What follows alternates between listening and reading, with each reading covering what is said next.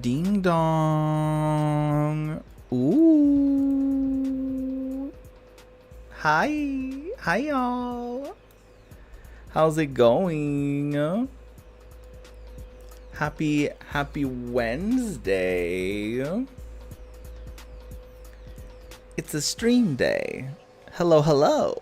It's so good to see y'all. How's it going? What are y'all up to? Tell me everything.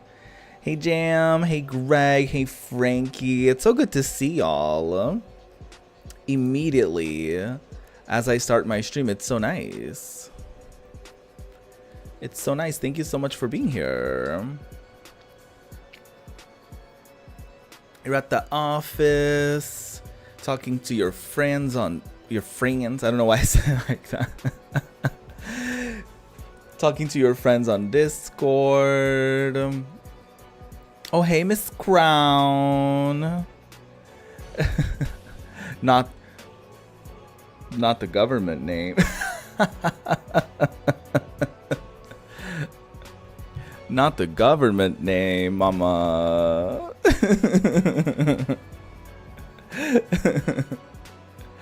But hey, I hope you're doing well, Diva.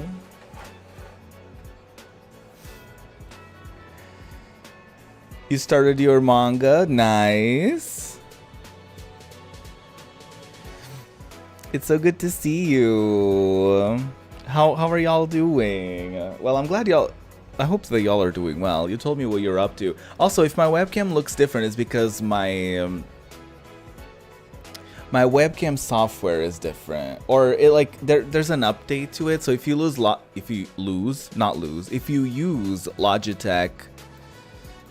If you use a Logitech camera, you may have had a new software update. So if I look a little different, but still rather juicy, then that's why. We'll see if it will actually save my settings this time, because she has a nasty habit of not doing so. But yeah, I guess nobody asked how I'm doing, but I'm doing great.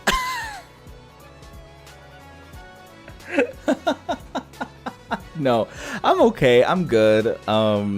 There's actually, on a very serious note, there's actually been like a lot of like forest fires and stuff like that here in Portugal, and you do not care. Play. Okay, I'm gonna play the damn game. Actually, you know what? Yeah. You know what? Nobody cares.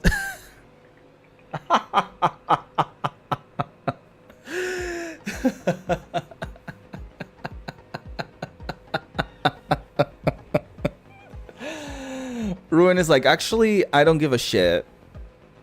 Actually, I don't care that that a lot of your country is on fire at the moment. Actually, Ruin is actually celebrating. No.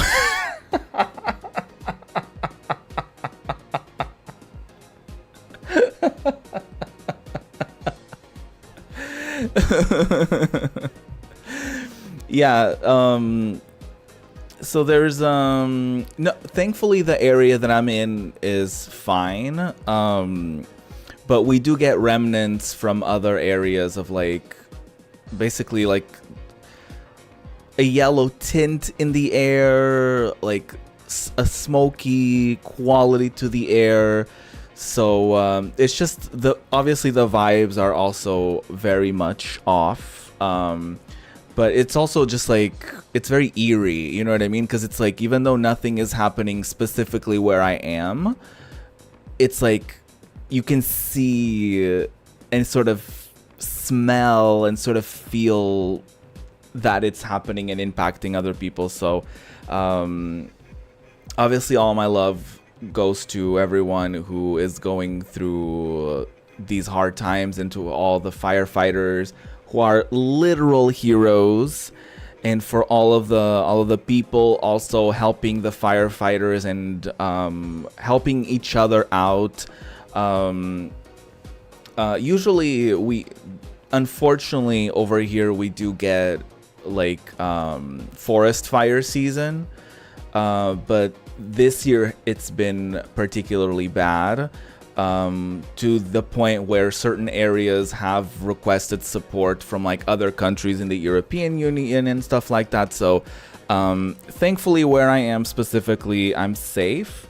But unfortunately not everybody can say that. And so, yeah, not to bring the mood down or anything, but, just so y'all know sort of what's going on, and, and yeah.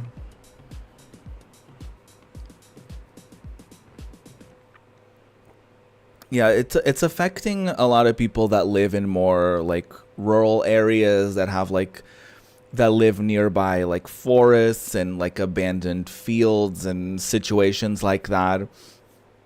And unfortunately, it's also suspected that a lot of it is like malicious intent. There's malicious intent behind it. But yeah, they've had to close like full on like roads and highways, and yeah, unfortunately it's been rather tragic. Thankfully it's been more material damage than people getting hurt, but obviously there's still those situations where people do get hurt, and unfortunately some have passed away as well. So just to I feel like I couldn't not talk about it, I guess. So just keep the Portuguese people in your thoughts, and not necessarily, I'm not expecting, if you're a religious person, I guess keep them in your prayers as well. But yeah.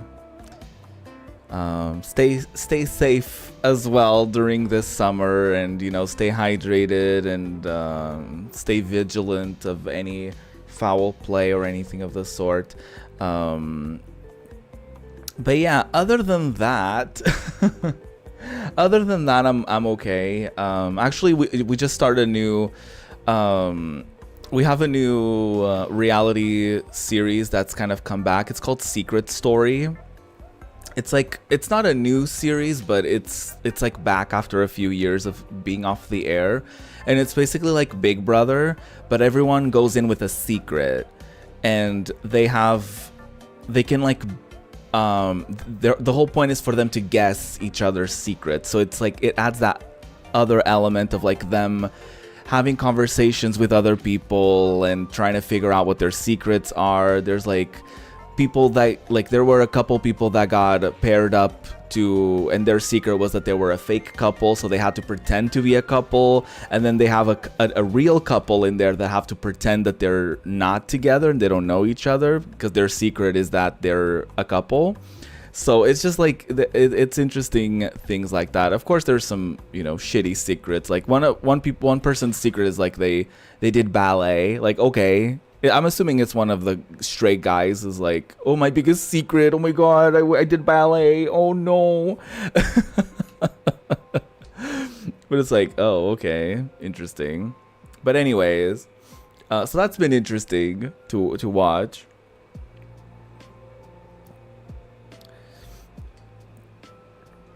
Well, I'm glad your friend sent you the funniest gif. I don't know what you want me to say to that. Congratulations on the GIF. Congratulations on the GIF. We're playing some Persona 3 Reload today. I hope you were looking forward to it. We actually have a very big decision ahead of us today on the 31st of December in game. We're going to be choosing between I guess two different types of death, I guess. This is probably going to be very spoiler heavy today, because we're gonna hit a big story beat. So if you're interested in playing this game at some point in time, today's stream might be very spoilery and very juicy for sure, but it will definitely be very story heavy, I'm assuming. So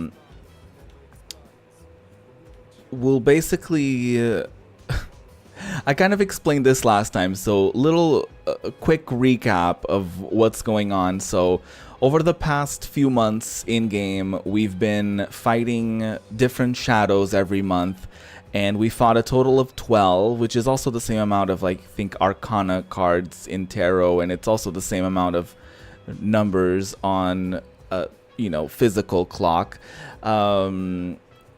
So it's all sort of interconnected, I guess.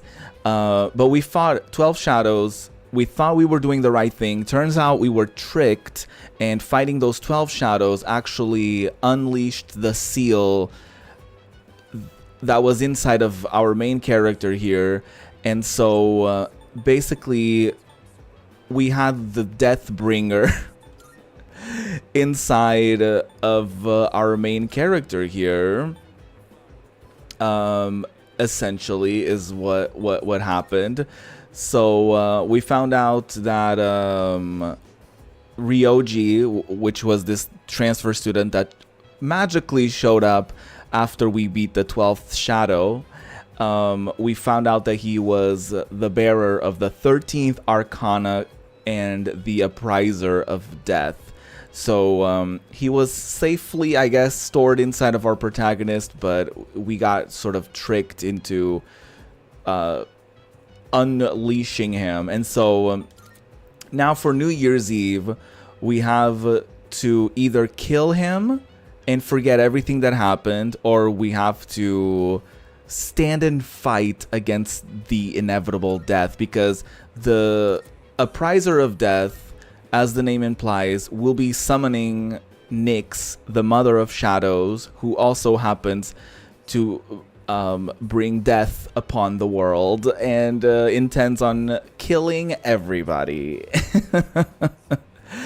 So that's fun.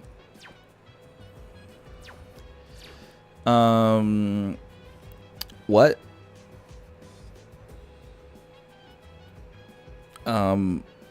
Okay. It's an interesting reflection there. Anyway, so we're one day away from that, from New Year's Eve. You're on thin ice for that one. This is a very, as a queer person, this is a very queer friendly, queer inclusive and queer centered stream, so you're tread carefully. And so we're a day away from New Year's Eve and all of that fun decision making. Ooh, we love fun. What do you have to say, Mitsuru? Have you heard? Aegis will be back tonight. Oh yes, our robot friend who tried to stop the Appriser of Death. She's returning. She's returning. Very exciting times. I have no idea what I want to, like, what does one even do the day before death is upon us? You know, like, how does one even spend their afternoon? You know what I mean? Just be like, tomorrow we have to make a very important decision. Oh yeah, the important decision, I guess, is to either kill the Bringer of Death, Ryoji, and we will forget about everything that happened, but we will still die anyways. But we'll die, like, later, and also we won't be aware of it, so we'll just, like, die blissfully happy. Or we don't kill him, and we try to fight the goddess of the shadows herself. You know, just common JRPG tropes, you know? Fight the Queen of Death or die blissfully happy. And I think we won't be dying blissfully happy. However, a part of me does want to pick that option just to see if we get, like, a bad ending or something. But we shall see. Mama, I always eat. Oh. I always eat. Oh.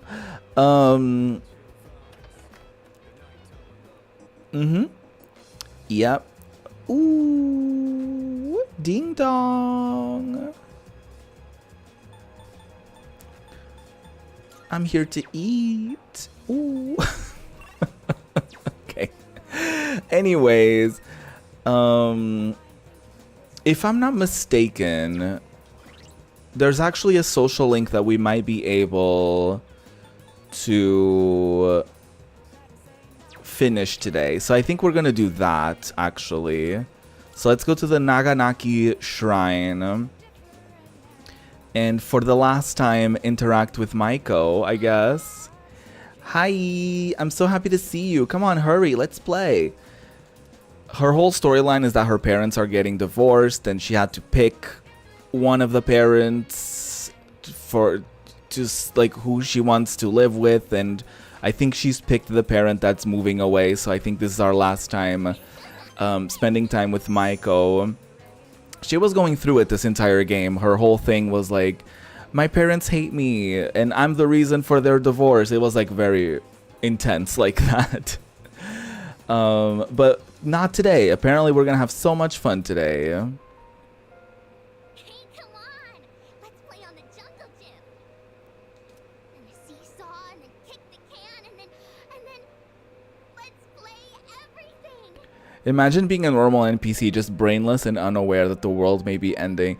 How do I get to that mind space? I mean, mindless, you're already by watching the stream, your brain will be rotting slowly but surely.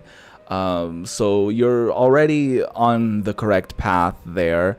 But that's actually interesting because other characters in the game have said that.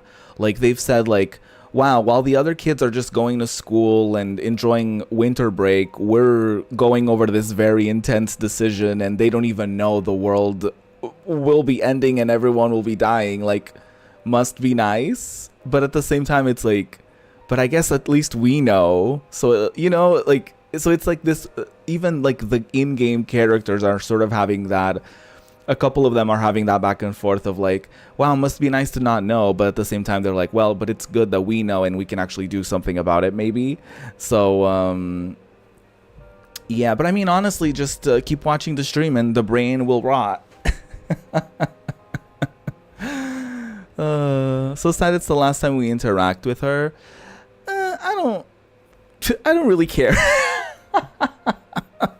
I don't really care that much, to be honest. I sort of started this storyline because I felt bad for her, but it's just sort of like, you know, like, you do your thing, girl. Like, I don't know, like, I'm not that invested in this character. I'm not really invested in this character, to be honest with you. I passed the time playing with Maiko. I'm tired. No way you'll forget about me now, right? We played so much. And I guess she's leaving in like a on a happy note, you know what I mean? So it's like it's a sense of like the storyline is resolved. So I like that sense of like there's what's the word? Closure. I like that, you know? Although it's the second character we've done an S-Link with that has moved away. The first being Bebe. So everyone's just like leaving. Dad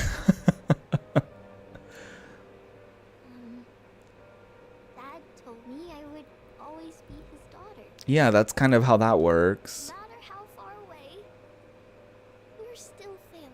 Yeah, I mean, he just hates your mom, not you. So I don't have to be sad. Well, yes. Family is special. Think of it this way. 2 sets of Christmas presents. Yeah. Yeah. Get this. 2 parents competing to be the favorite parent. Competing to get the best presents. Yeah. Yeah.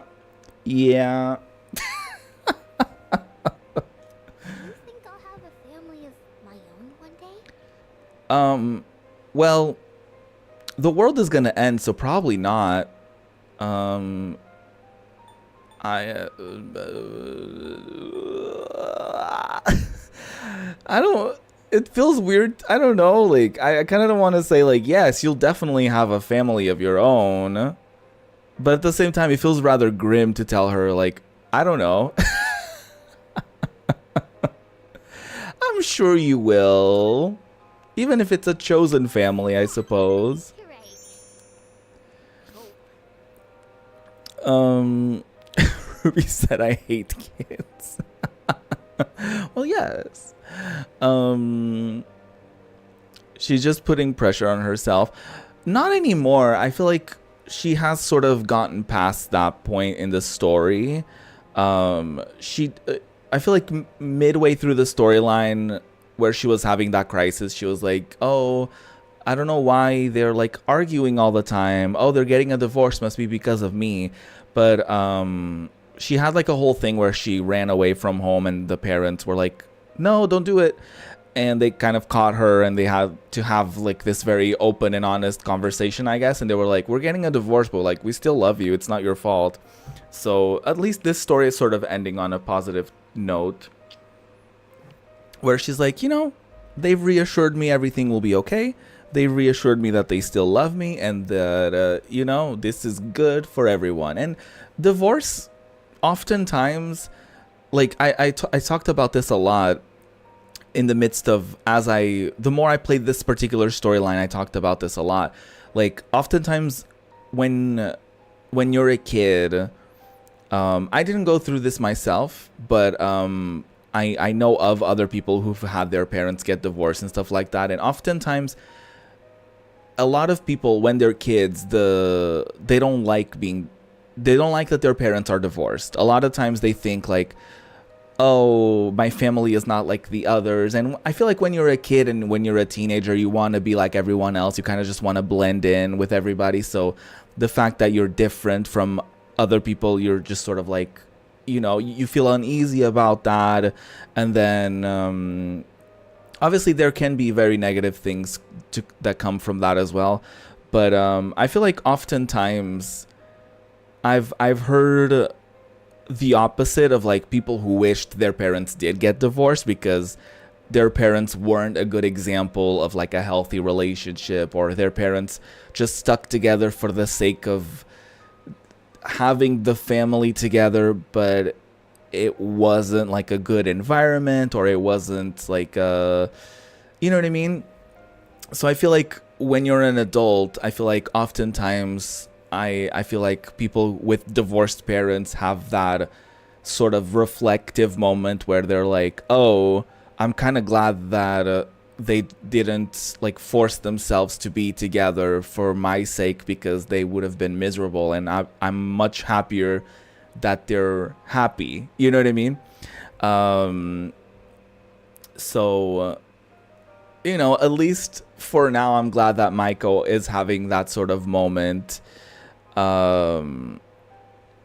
where she's okay with it and she's happy with it and she's leaving on a high note and stuff like that, Hey, Kroll, I hope I'm saying your name right. Your name right, sorry. You wished your parents did? Yeah, a lot of people unfortunately feel that way, because I feel like sometimes parents just stay together for the sake of like, on paper everything is okay, right? Or maybe we can work things out, or whatever the case may be, but then it's oftentimes it can not have the most positive effect, I guess. Well, when I'm all grown up, can we get married? Oh, no, no, no, no, no, no, no, no. Why can't I just say no? Oh, no, no, no. No, no, no, no, no, no, no. Absolutely not. I'm gonna go with I'll think about it, but I definitely will not.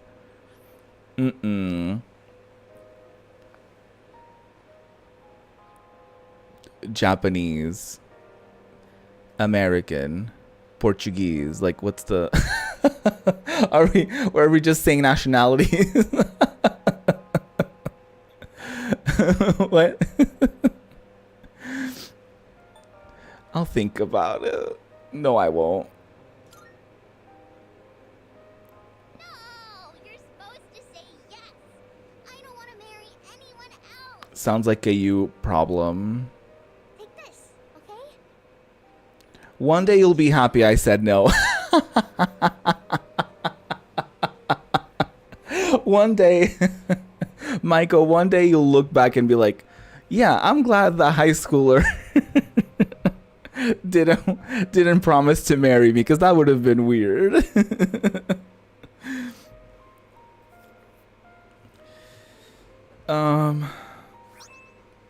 I think that's kind of a silly generalization. I feel like oftentimes when people consume Japanese made media, there's such a big tendency to be like, whenever something weird happens, they're like, oh, Japan, am I right? And I think that's silly, because I feel like there's fucked up media in like everywhere. Like recently there's like a movie just came out, a Western film called like It Ends With Us, something like that, and it's a story from a book that kind of glamorizes domestic violence. And so people don't watch a movie like that and be like, America, am I right? So I just think it's silly to generalize, because I feel like there's so much good, there's good Japanese media, and there's like films, and there's anime, and there's games that don't have any of that weird and ickiness to it. And for some reason, only when it's like a negative thing, people tend to like stereotype it and be like, oh, Japan, am I right? As if like, the people actively also consuming a lot of that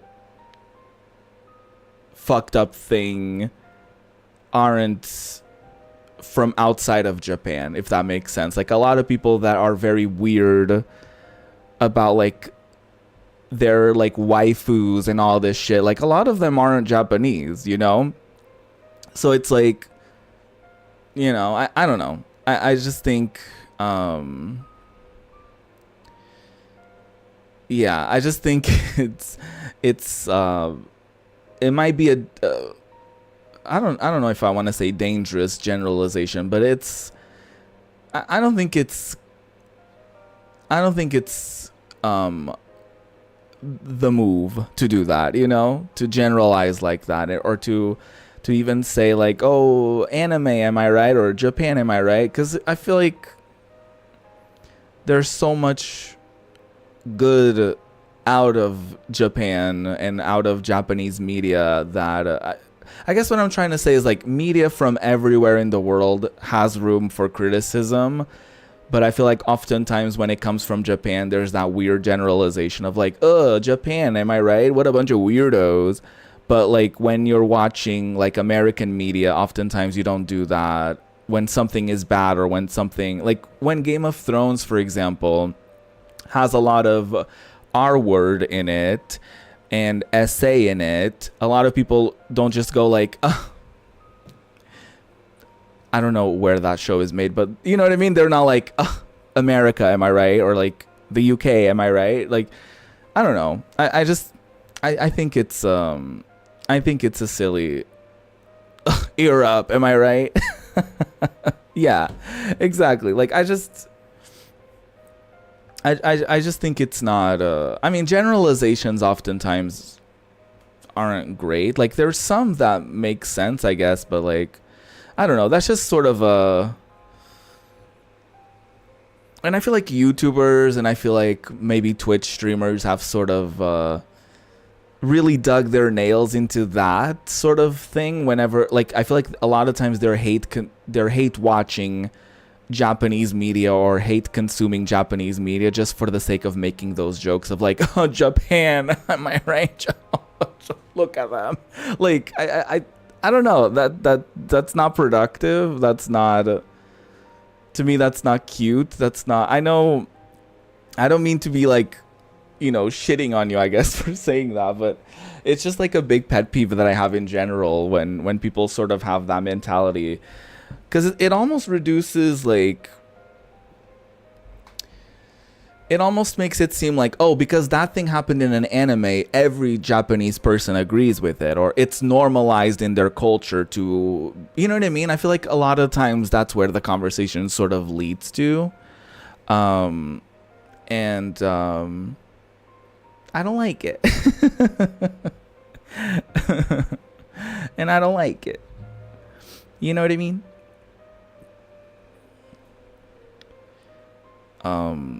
But yeah, we're not a bead ring. No. Someday, let's get real wedding rings. No, thank you. Maiko is blushing. Apparently she just proposed to me. Mm-mm. Mm-mm. Mm-mm. Mm-mm. Absolutely not.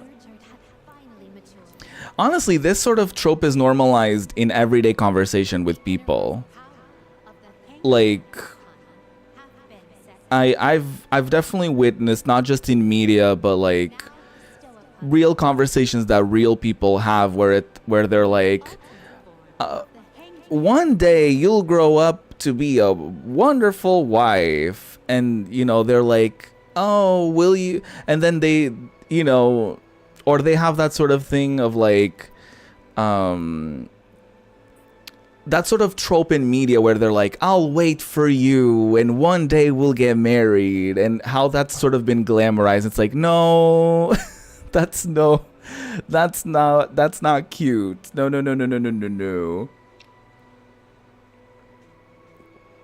That's not cute. Yeah, she's a child. And it, like, having that sort of thing of like, I forget what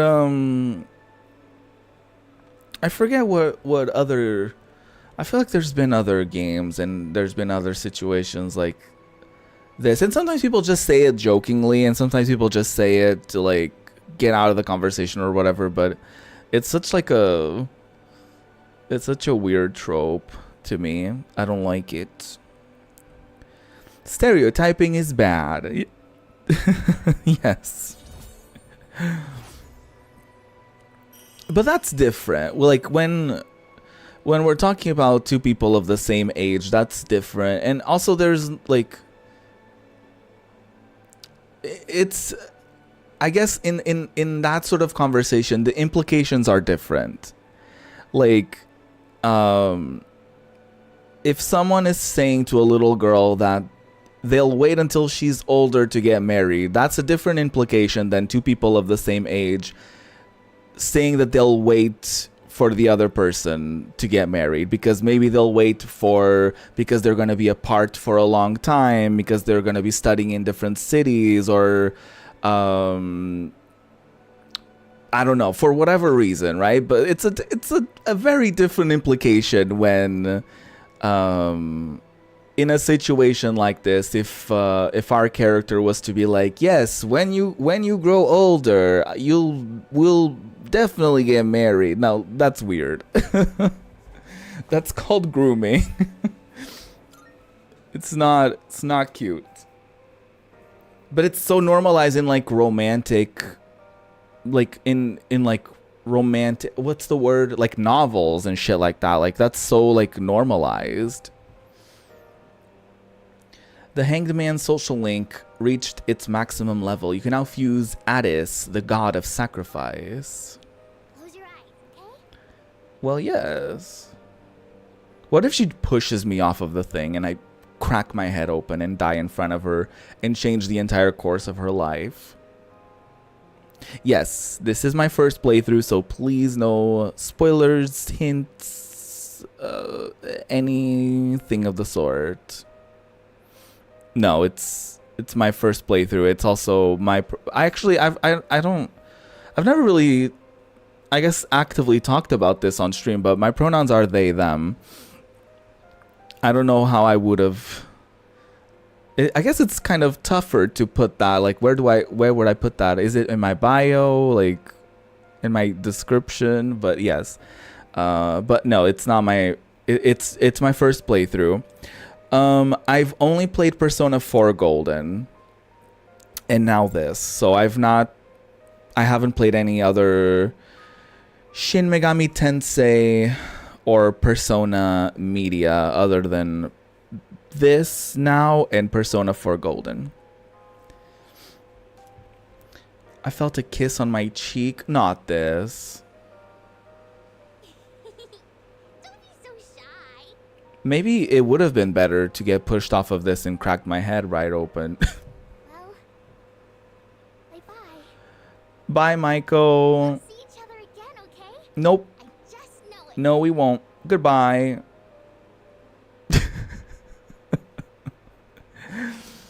Oh, and this is why I'm not sad that story is over. Sorry to have worried you all. I was hoping it wouldn't go this way, but alas. They just had to do it. They just had to. They just had to bring uncomfortable energy to the function. I guess welcome back, Queen. Man, it's good to see you. It's been a whole month, you know? I was getting nervous. Me too. I was afraid I wouldn't see you again. I'm just a machine. I can always be with I guess is our robot friend. And we love her so much. It's also weird that, well, we found out that whoever built her is a weirdo. So that's not surprising, but, you know, the fact that he built her to look like a teenage girl is also very weird. Even if I'm completely destroyed, my programming data would still exist.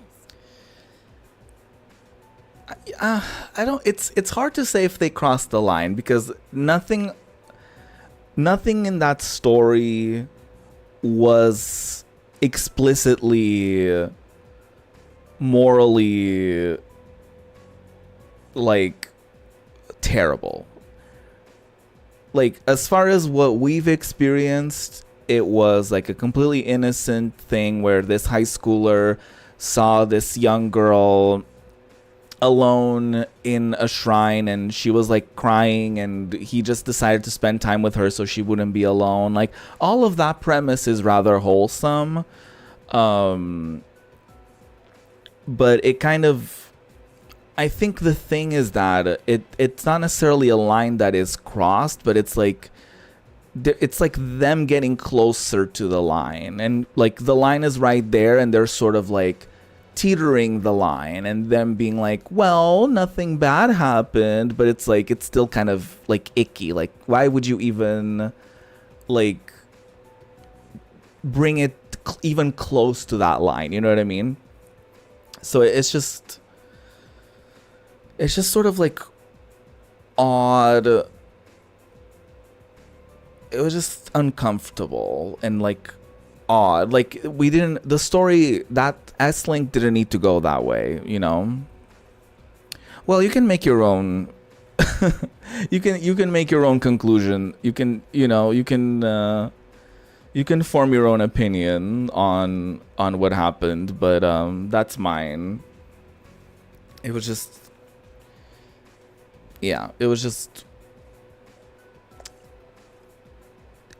we didn't need to do all that.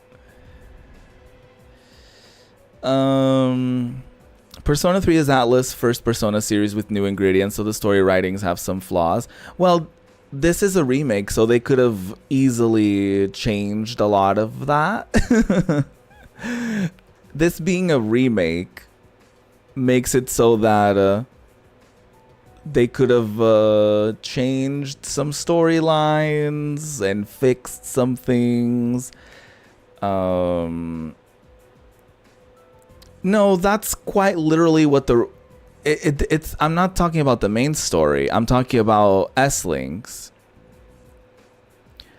The S-Link doesn't have a direct impact on the main story in any way, shape, or form. Also, the fact that it's a remake means that you can quite literally change, because it's like a new adaptation of the source material.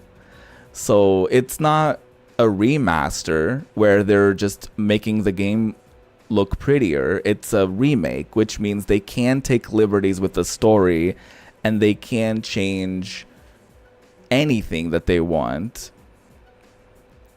What do you not like about the S-Link? I literally just said what it's literally what we've been talking about for the last 5 minutes or so.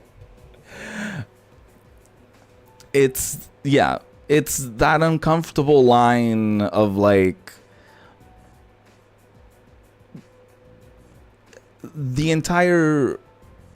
most of the S-Link was very innocent, very wholesome, of like, we just feel bad for this girl, so we're trying to help her out, and we hang out with her sometimes, and we try to make her not suffer, I guess. And then at the very end, they just had to bring this sort of twist to it of like, will we get married one day? And the kiss on the cheek. It just feels like we don't need to do all that.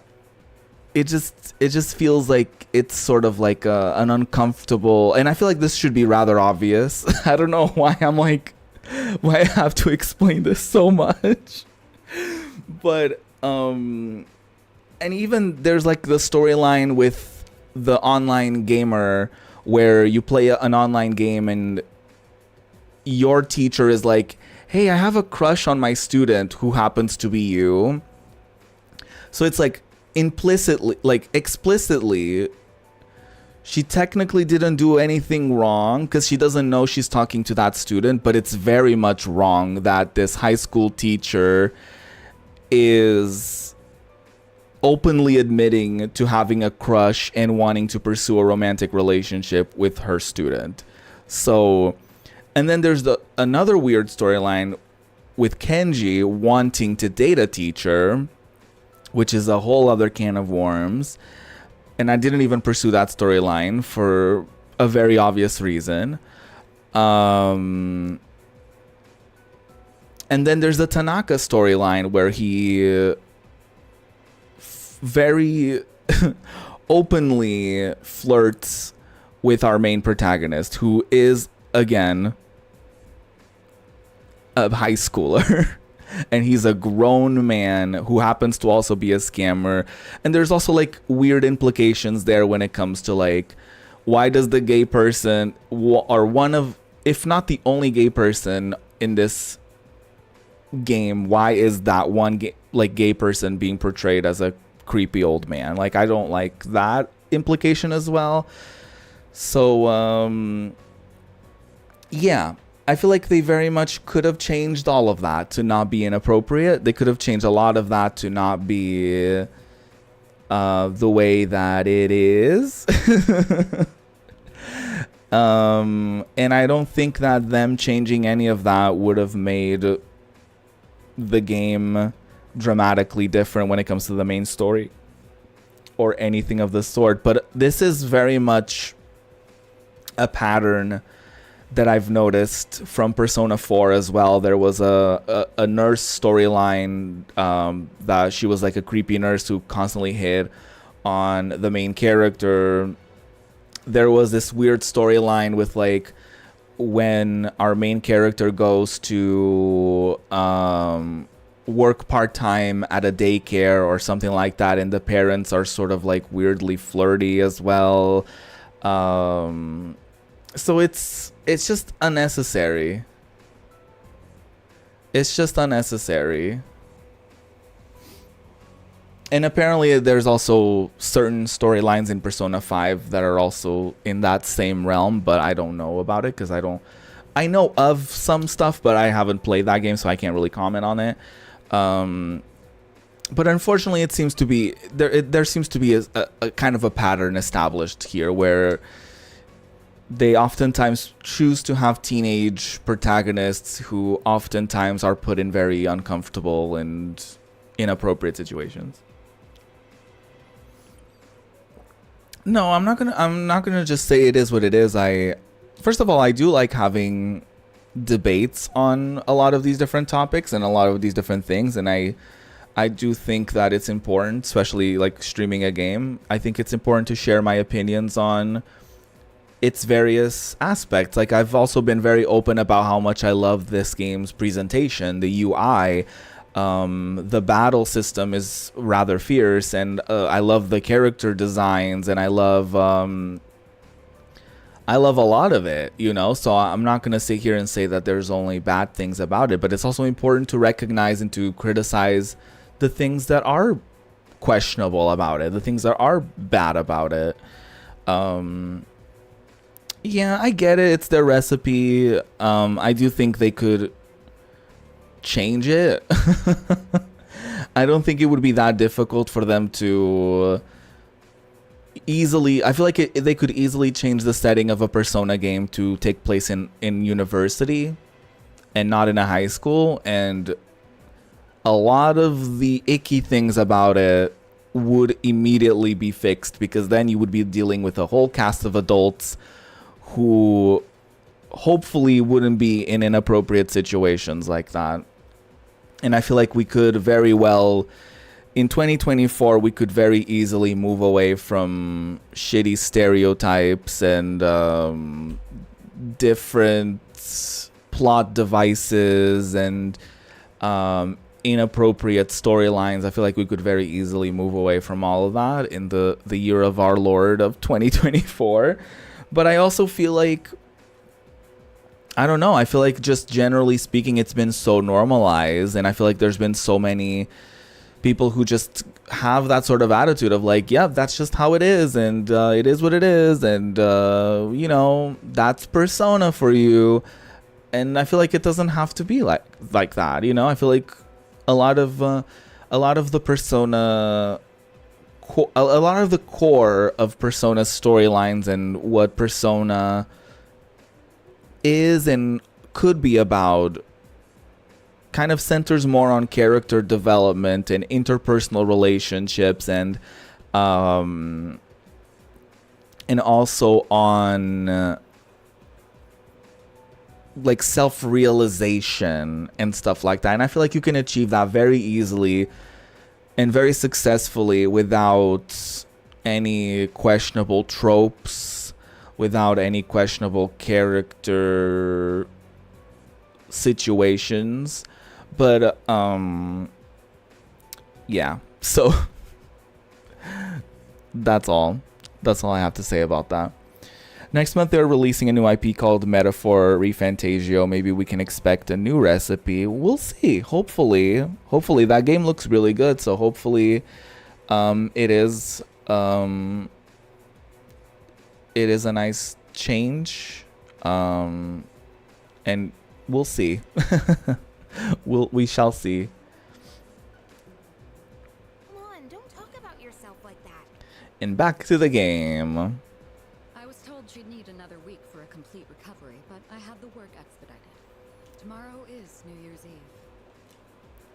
I'm sorry for all the trouble I've caused. Oh yeah, Aigis was the one who Aigis was the one that sealed death inside of our protagonist.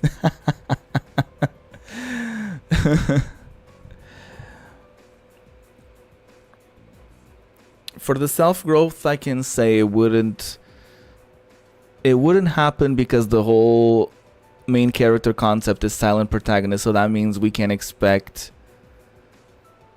the protagonist to be more like mirroring the whole side character.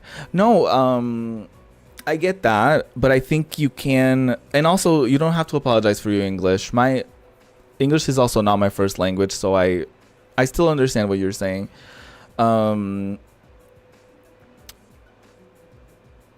Do you work for Atlas? Why are you defending them so fiercely? That's number one. But no, jokes aside, I have an opinion that the main protagonist doesn't have to be a silent protagonist. But even if they choose to have a silent protagonist, everyone around you is having existential crisis. Like even in this game, if you look at it, like you have Yukari's storyline of like her dad dying and her mom dealing with death in a way that she doesn't approve of, and then which leads her to be more of like a overly independent person who doesn't want to rely on others. So she sort of has the character arc of like learning to rely on others a little bit. And then you have Mitsuru's storyline with like being the heiress of this huge corporation and the pressures that come with that, and sort of having a life set for her versus what she really wants to do. And then you have Junpei, who feels like he doesn't have a place in this world, and then he sort of finds some sort of meaning in life by kind of playing a hero, and then shit sort of hits the fan and he sort of has the realization that this isn't just like fun and games, and that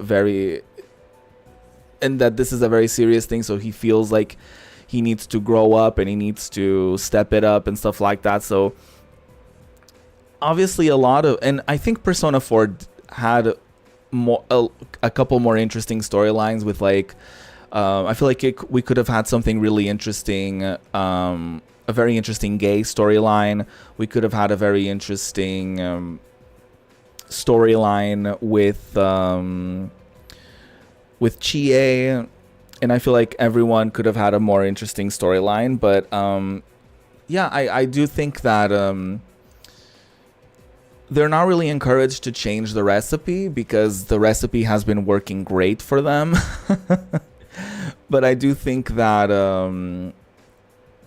at its core, I feel like a lot of the point in Persona is that every character is sort of having personal realizations about themselves, and the way that everyone reacts to things around them, and all of that stuff. So, and the person that their persona that they sort of show to the world versus who they really are. And I feel like there's a lot of very interesting topics and storylines and story beats that you can easily play with if you change the recipe a little bit.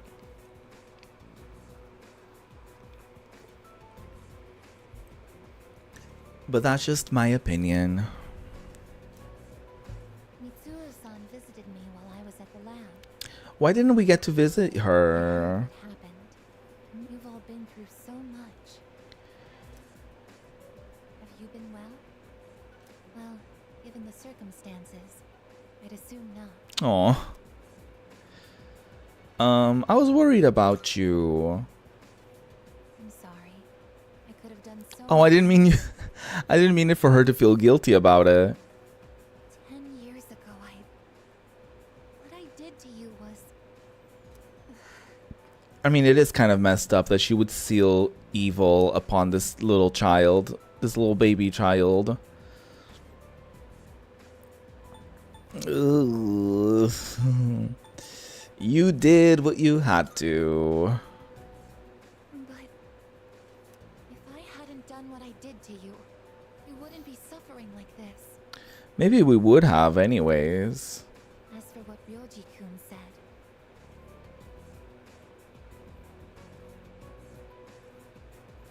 have you already made your decision?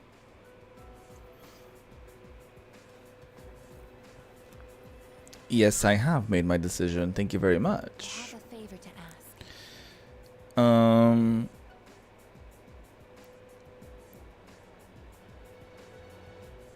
Yeah, I mean, being a fan of something doesn't absolve the thing that you're a fan of its flaws and stuff like that. I think it's so much more productive to recognize its flaws. I do think though that sometimes people do have a tendency, I guess what I'm trying to say is like, how do I say this? And this is not at all what's happening here, so it's harder to sort of explain. But have you ever run into sort of like that type of person in your life that keeps partaking in a particular hobby, but they constantly criticize that hobby. Like, for example, like on Twitter, all the time I see people who, for example, play Dead by Daylight, and they every single time they say something about the game is a negative thing, and it's a constant like negativity sort of circle where everyone is sort of piling in on this discourse about the game. And like every single time there's an update to that game, I don't even play it anymore, but it happens to make its way into my timeline where like streamers and mutuals and people who partake in that, like they always have something negative to say about it. And to that point, it's like, at what point do you just like say that this is not for me and I don't like this thing anymore? Because I think it's one thing to like, for example, to be a fan of like Persona, or to be a fan of for example this game, and to still recognize flaws in it, but also to talk about its positives. But I feel like when the conversation is so centered on negativity, at what point do you just jump ship? You know what I mean? And like put that away and be like, hey, this is not for me. Like, I haven't enjoyed anything that they've made in a while. I always complain about the updates. I always complain about the characters. I always complain about the stories. I always complain. And this isn't just like a Dead by Daylight thing. I just use that as an example because I saw stuff on my socials as I was like scrolling. But it happens with a lot of different games like Overwatch, and it happens, I don't know, it happens with a lot of different games. Like, at what point do you just say like, this is not for me? Like, because I literally always have something negative to say about it. So it's like, do you even like that game anymore? Like, you're always talking negative about it. Like, do you? And that goes for everything. Like you like a TV series, and then you're always criticizing it, and you're never saying anything nice about it. At what point do you just like stop watching it? Like, at what point do you just say like, hey, I'm gonna stop watching this because I'm always so negative about it. I'm always like complaining about it. And so it's like, at what point do you just stop? You know what I mean? But I don't know. I think maybe, I wonder if people find it fun to hate on things. I wonder if people find it fun to like, or I wonder if there's, I don't know. I really do. I do wonder what's up with that.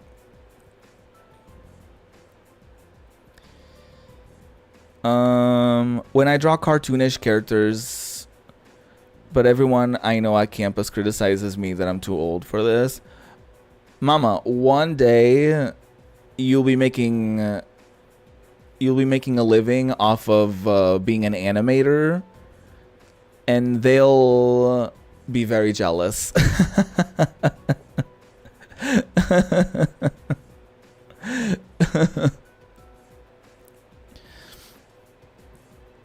Hey Fran, me and Drag Race. Oh my god. I mean, at some point I was so negative about it that I did stop watching, and then I started again.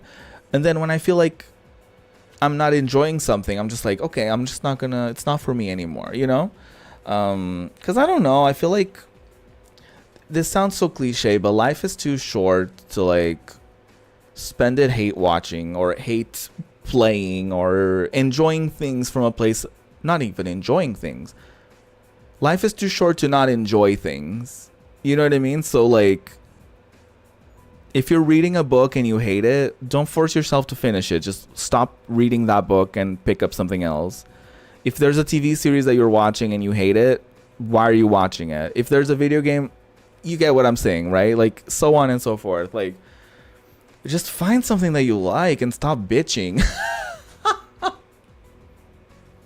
You know what I mean?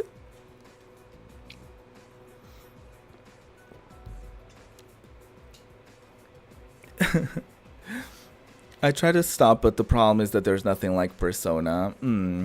Well, no, I do get that. Like, I'm not talking about what we're talking about, Kroll. I'm not criticizing you for criticizing Persona, because like what I'm trying to say is that there's a difference between being a fan of something but being critical of it, and there's a difference between that and just being a hater of something, you know? And I feel like sometimes people do go over the line of like, I feel like a lot of times, I guess what I'm trying to say is like, a lot of times people start being a fan of something and criticize it, but then it becomes a thing where they only criticize the thing to a point where you're like, are you even a fan of that anymore? You know what I mean? So, yeah, that's kind of my point, because it's like, yeah, like with Drag Race, it's like if you're gonna have a problem with production, and production always pulls their shenanigans and stuff like that, like, you don't have to continue watching that season. Like, it's okay to give it a chance and to be like, okay, let me try to watch, like, I don't know, Global All-Stars. But then if you see that it's being rigged and it's terrible and it's not cool, then stop watching. And, you know,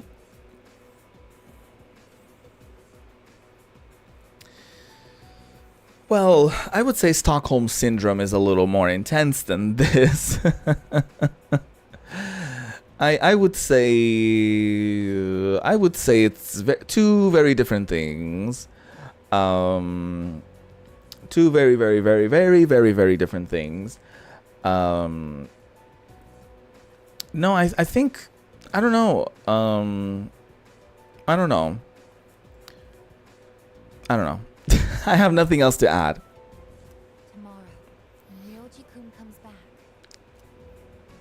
please, kill him. Oh, that's not what I wanted to do, though. Can't bear to see you all suffer like this. Ooh, well, If you're in this much pain, I beg you, choose to surrender your memories. but I don't wanna. Even if it means forgetting everything. What if I want to fight death itself? Have you thought about that, I guess? I guess, what are you talking about? Yeah, seriously. This is not like you. What is it, I guess? Does she know something that we don't? Why did I come back here? My duty is to protect people from shadows. But now, it's clear that I can't defeat them. Oh. What am I even doing here?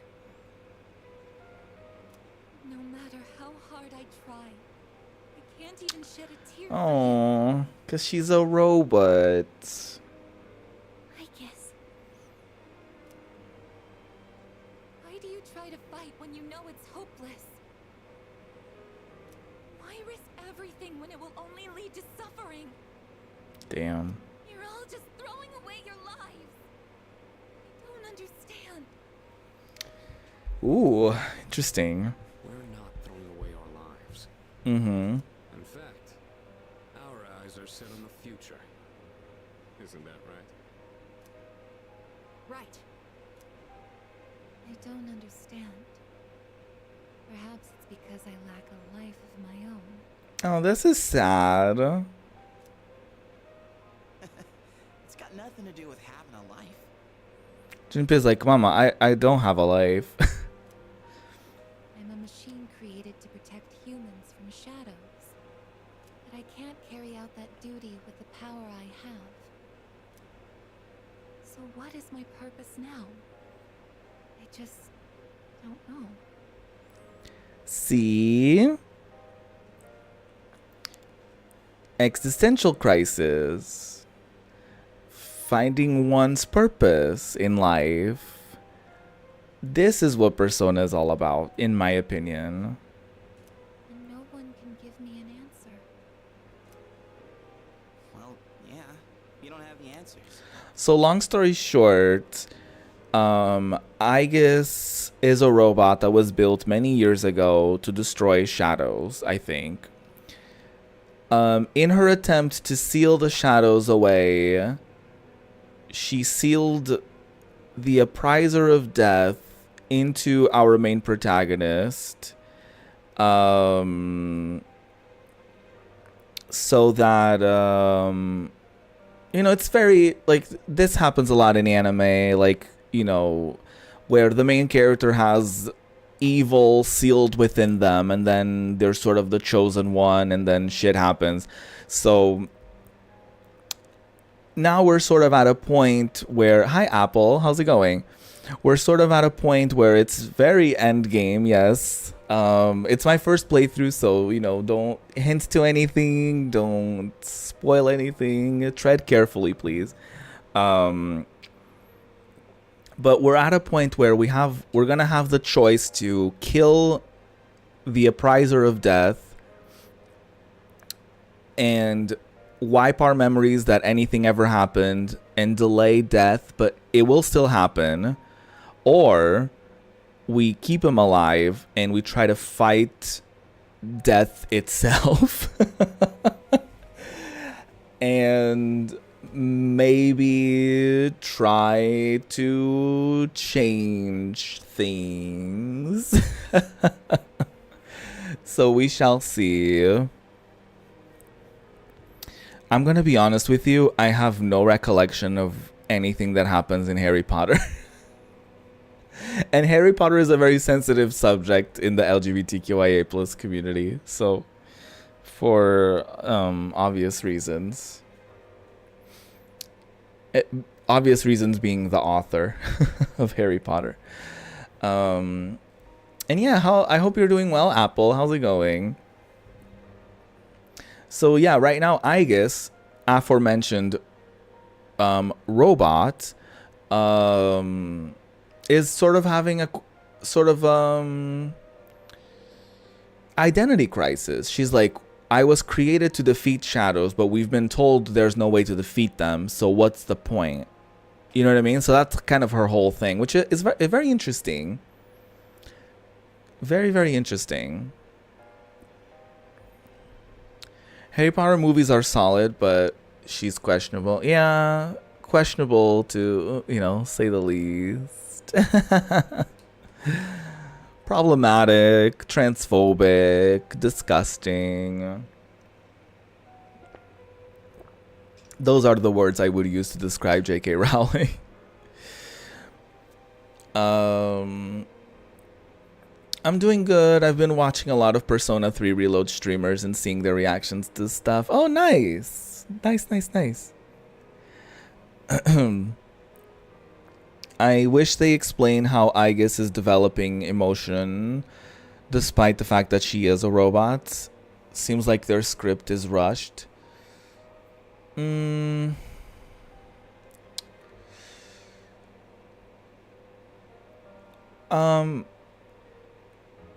mean, the thing is that she doesn't really have emotions. Like, she has a conscience. She's a living thing. And I think the whole point of Aigis's storyline, and this is just my opinion, but I think the whole point of her being here is that we're sort of questioning, like, what is the definition of being a human being, or what is the definition of being a living creature, and what separates her from a human, and what are the differences that she has, and what are the things that she experiences and doesn't experience versus everyone else, right? To the point where she even earlier, she said, like, I'm a machine creator to protect humans. She's saying, like, no matter how hard I try, I can't even shed a tear for you. So even though she wasn't necessarily built with the intent of being a human being and have human emotions, she still sort of she naturally examines those around her and the behaviors of those around her, I guess. So what I'm gathering is that she may not feel the same feelings as everyone, but she sort of empathizes with them. And she's like, I don't like to see you suffering. This isn't right. I should be protecting you. So it's sort of like, it just sort of happens, I guess, when you're sort of a humanoid and you're interacting with other humans and you're just sort of developing this camaraderie is, oh my god, I forget what the word is. English is not my first language. Sometimes it shows.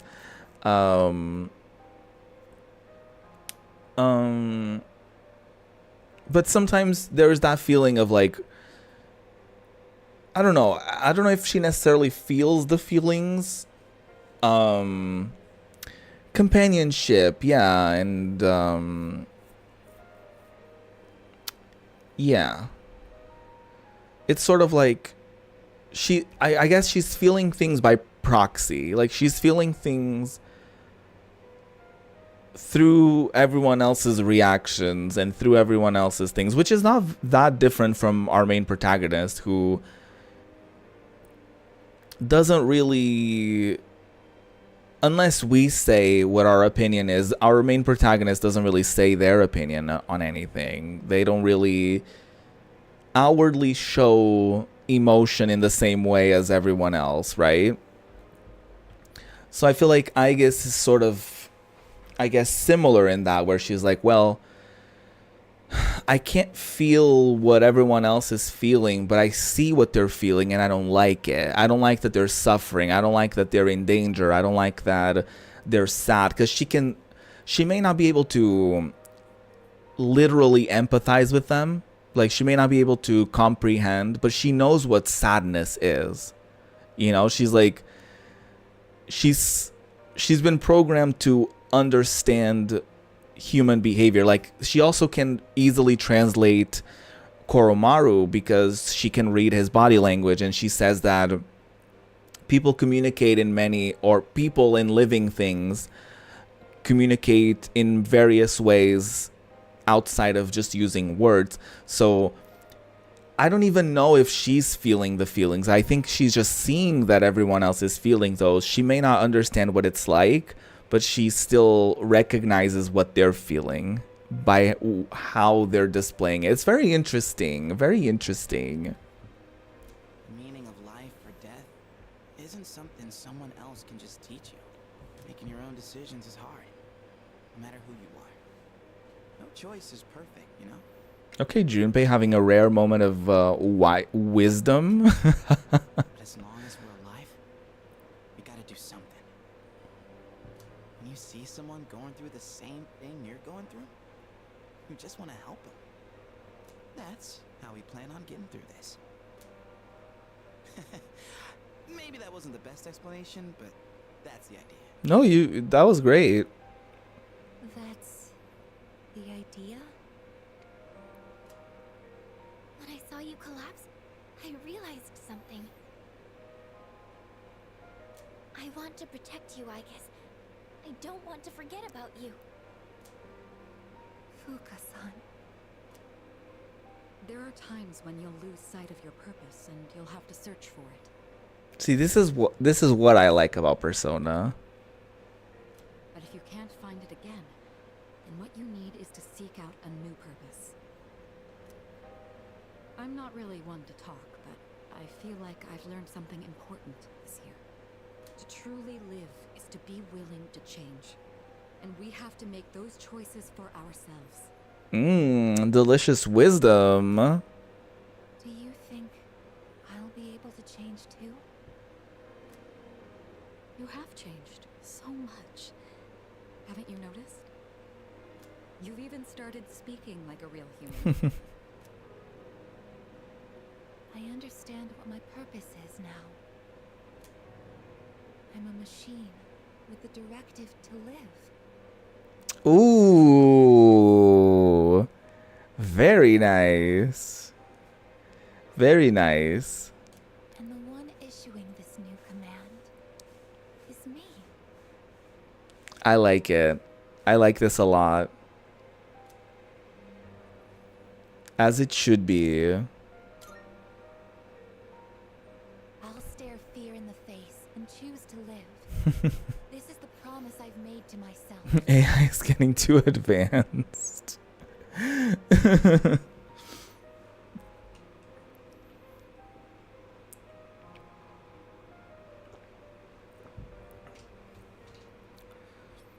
I mean, yeah, fuck AI. Well, fuck AI when it comes to creative endeavors. I feel like using AI to help find the cure to cancer, good. Using AI to replace real people doing creative jobs, not good. You know? So there's that. But yeah, I mean, this is definitely that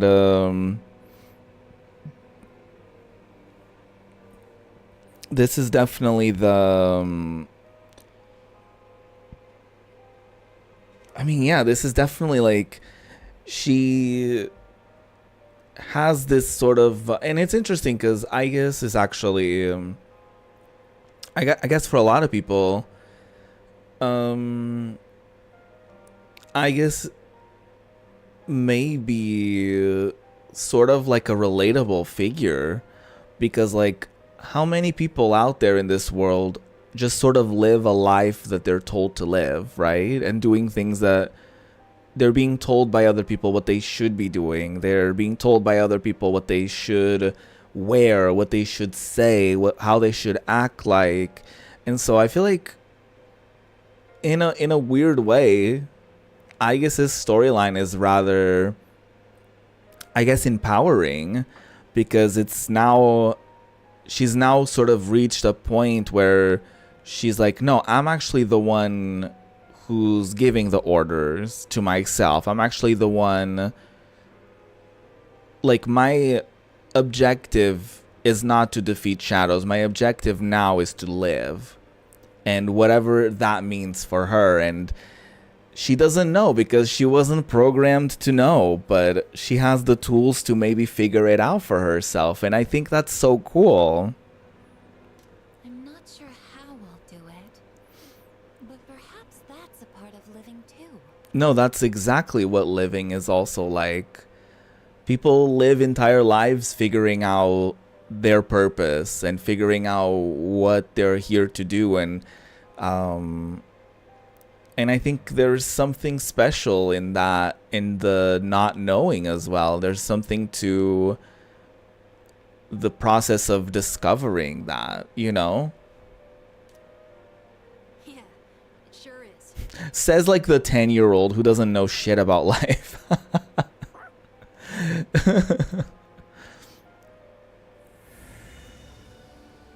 Oh shit. Well, of course she's getting a new persona. That makes sense. Nice. The resolution in Aegis's heart has awakened a new persona. Mama, she went from 1080 to 4K. Ooh. Aegis's persona, Palladion, has given rise to Athena.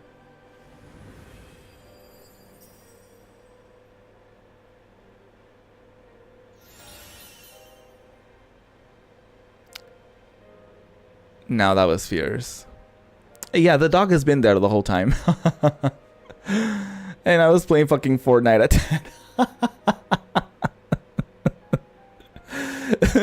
10. He shouldn't be fighting shadows. He should be playing Fortnite.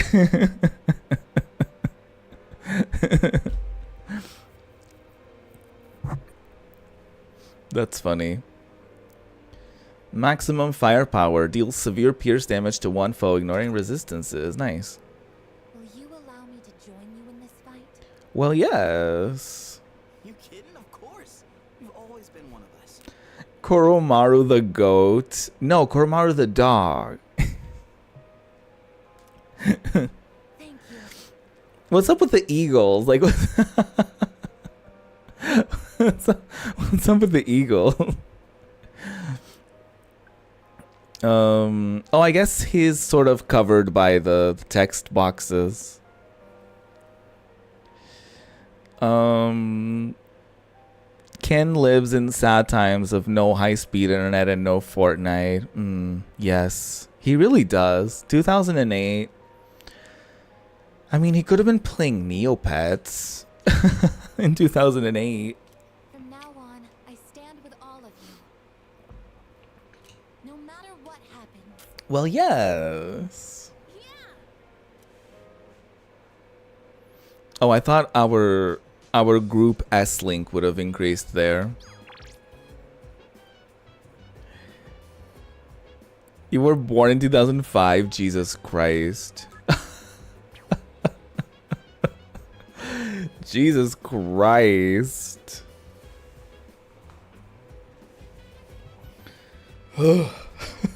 That made me feel old. Girl, I was born in 94. I was born almost 10 years before you. Oh, Jesus.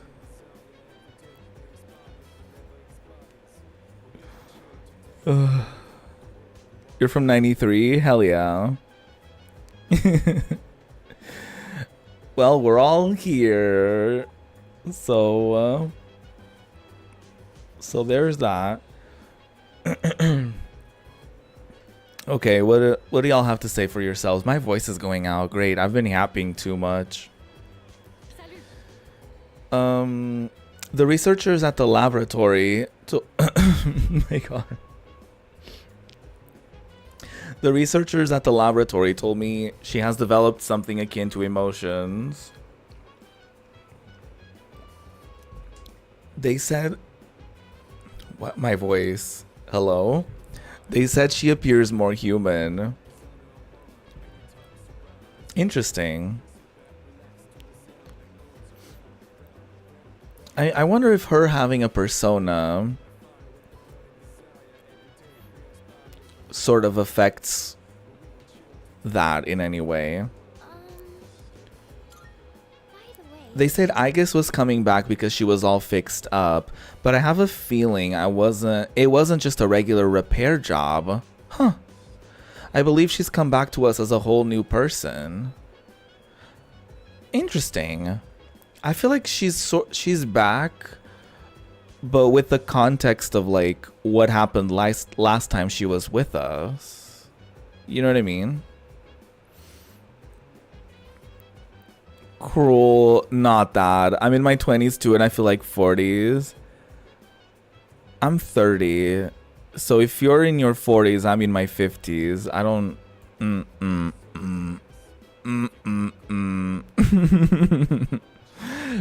Let me not finish that sentence. Never imagined being past teen years. That's grim, but I relate to that. But I relate to that. When I was in my teens, I did not like imagine being an adult. I thought I would never make it to being an adult. That's very grim, but anyways. Well, hi Jam. Welcome back. Had a meeting, got called as soon as the stream started. That's homophobia right there.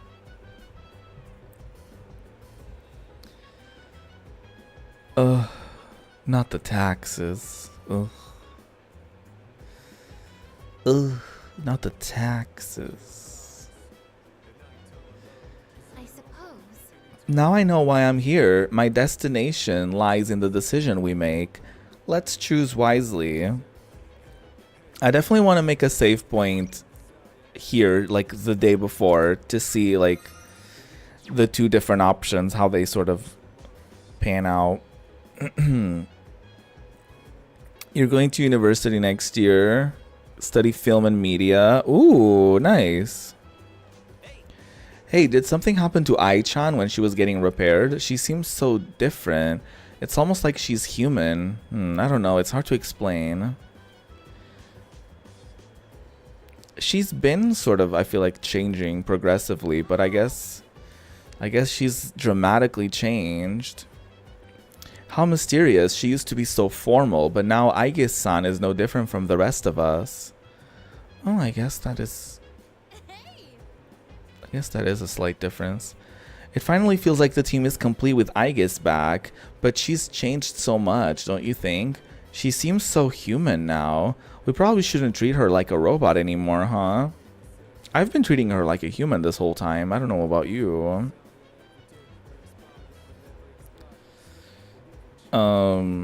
Granted, now I'm leaving early to work from home. Not work from home being in quotations. Love that.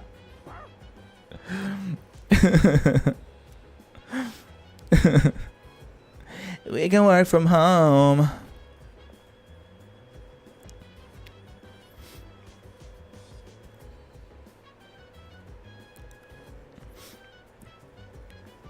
You're consumed by brain rot. God, isn't that the thing in 2024? Like, I wonder if it's intentional. Not to get to conspiracy theory, not to get into any conspiracy theories, but I wonder if that's intentional.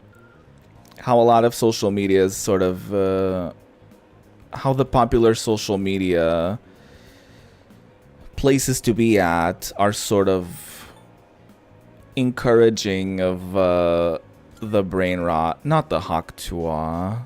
Absolutely not. Absolutely not. Go to the shame corner and think about what you've done.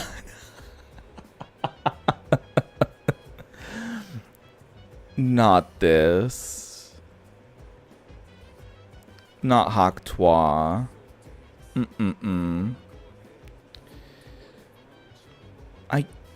I kind of don't want to go to the a part of me wants to go to the to Tartarus, but I kind of don't wanna.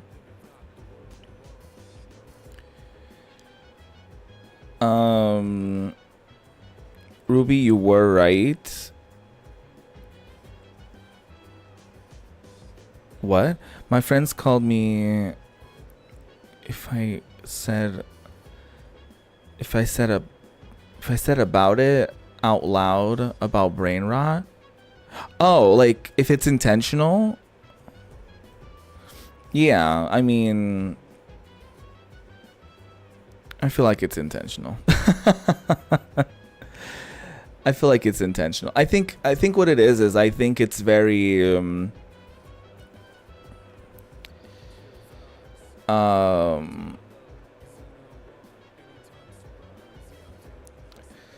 I don't think it's intentional as in like, I don't think TikTok, for example, was created with the intent purpose of ruining our lives. But I do think that a lot of people benefit from us being addicted to social media as a society. You know what I mean? But I do think that there's positives to it, because I feel like on social media, you get to see a lot of what's going on with like Palestine, for example, and you get to see a lot of different things that are going on in the world with just a simple scroll and a click. I do think the problem with the way that our society consumes social media, especially when it comes to like TikTok, for example, is that TikTok as a platform doesn't really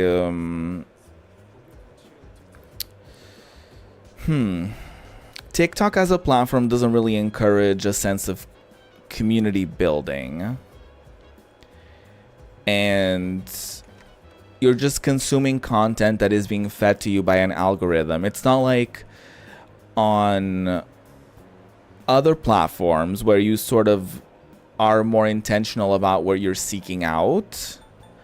And you're like, for example, I feel like some of you are here because you've intentionally went out of your way to go to YouTube and to search for someone streaming whatever game y'all found me streaming whenever you found me, right? So I do think that I think there's something to be said about consuming media intentionally. And of course, like, I probably made it into your screens because of an algorithm, because you may have watched other things that were similar to what I'm doing. So there's that. But I don't agree that I don't fully agree that like brain rot necessarily means that this whole generation is cooked, or that this whole generation is. I would like to believe that there's hope for things to get better, and I would love to believe that the fact that I do think that I feel like these last couple generations of people that are on social media, I feel like there is a little bit more awareness. I think what Fran said about like there's a lot of things that you can learn on different socials about a lot of different topics that you probably wouldn't have seen on the news, or you probably wouldn't have seen in your day-to-day lives. So I do think that it's I don't think all hope is lost. I mean. But I do think it's very important to, what I was gonna say is, I think it's important to do research outside of like, if you see something on TikTok, don't take it as like it's absolutely truth. Like, look into it, because I feel like media literacy is also kind of a problem where, for example, TikTok doesn't really encourage for people to click on links and for people to share links to outside platforms other than TikTok. So oftentimes you're not really encouraged, if you're just scrolling on TikTok, you're not really encouraged by TikTok to do your own research and to make sure that what you're consuming is actually true. But also it should be on the person to have common sense and to have some critical thinking, exactly, and look into things. Don't just take things as they're presented to you, form your own opinions on things. I feel like I have seen a wave of people in my recommended on YouTube, for example, of people that are like, I'm Gen Z and I've quit social media and I've been off of social media for a couple years now. Like, I do think that there's sort of a wave of people of all ages that are sort of interested in the idea of like slowing it down and not being everywhere on social media, and and a lot of people not even being on social media, and a lot of people sort of going back to using sort of like retro technology to like listen to music so that they're not being fed by an algorithm or whatever the case may be. So I do think that there's something to be said about, I just had a brain fart. I just saw a couple messages pop through and I saw them and I read them and then my brain forgot what I was talking about.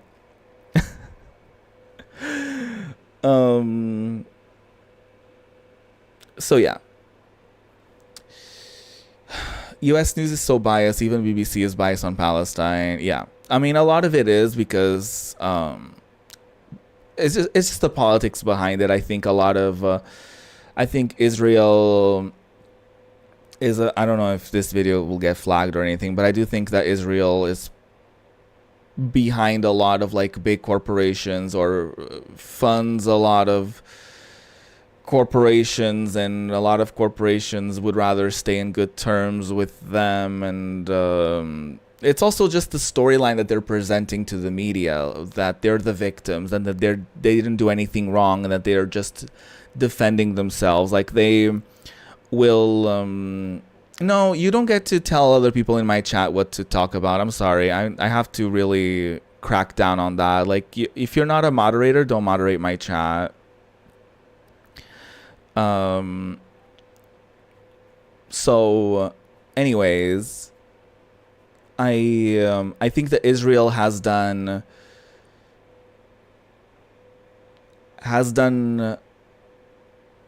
a job of like portraying themselves as a victim, and like every time they bomb somewhere, they're like, Hamas is in there. We did it because Hamas. Obviously, like we're fighting terrorists, guys. Like they've built this whole storyline where they're the victims and they're not doing anything wrong, and yeah, or it was an accident. Yeah, so it's bullshit. It's bullshit, and our media just sort of eats it up, and it is what it is. I do think that there are places and there are media organizations that do portray things fairly accurately, but I was also told to not get my news from just one source. So yes.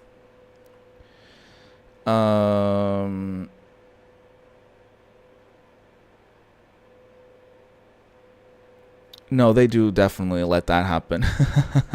No, you talk about it, whatever. Like, I mean, obviously, we're talking about it because I sort of brought it up with like TikTok, and it kind of stemmed from the brain rot conversation and how that keeps people busy and not really thinking too much about the real shit that's going on in our world, and how even like politicians sort of get into the memes and all that stuff so that people kind of don't look too much into their policies and all that stuff.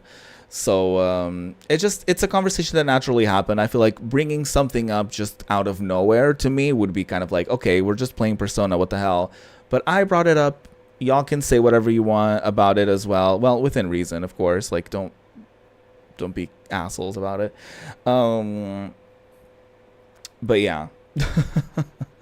This is to say that this channel is very much pro-Palestine and very anti-Israel and any other sort of territories that want to take advantage of others and to take land away from them or power away from them. So yeah. And if you go to, I don't know if my link tree is somewhere in the description, but my link tree does have a document on there that has a lot of resources and information about a lot of various topics such as Palestine and Congo and Sudan and etc. So definitely stay informed and do your own research, and don't take everything that you see on social media as 1,000% fact until you look a little bit into it yourself as well.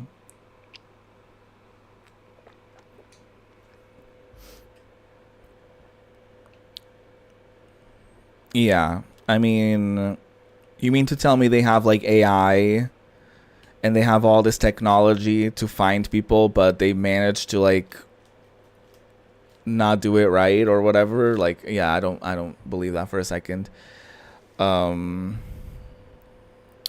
Yeah, I'm not a religious person, but yeah, if you are religious, definitely keep everyone in your, not everyone, keep those who are affected by tragedy and those who are affected by the wrongdoings of a lot of powerful people in this world in your thoughts. Because I feel like it's so easy to say everyone, keep everyone in your thoughts. And I feel like people sometimes use that to kind of stay on both sides of the fence. But it's like, no, there's clearly an oppressed side here that we need to not look over. But yeah. TikTok has connected you with indigenous content, which has helped you understand. Yeah. I've been... I remember Tumblr and Twitter has, in the past, like, opened my eyes to, like, some things that have to do with like, for example, there was the whole thing with like, there was this whole saying that people would say,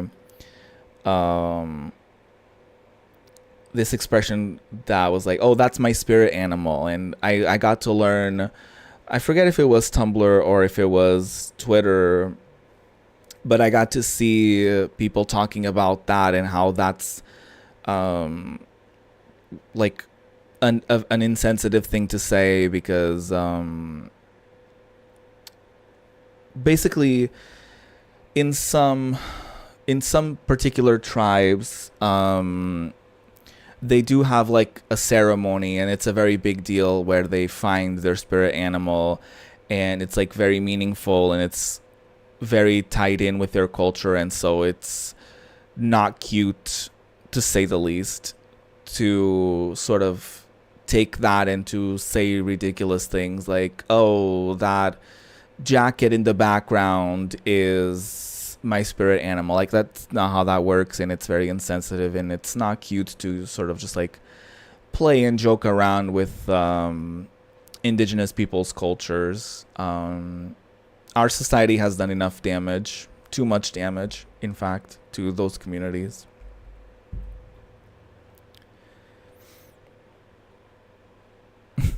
Oh God, what is Tumblr? Jesus Christ.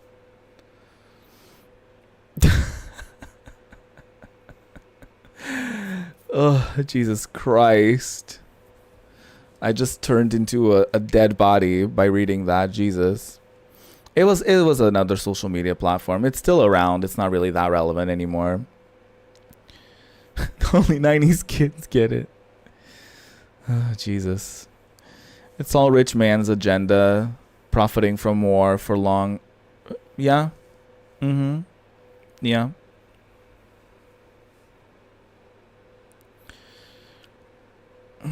Well, we don't need to get into it too much, but war has existed for centuries, and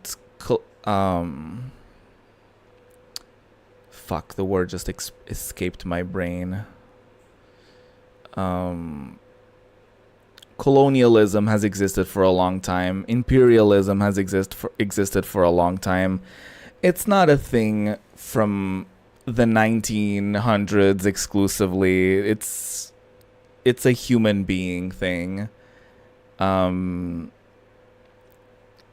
So yeah, look into that.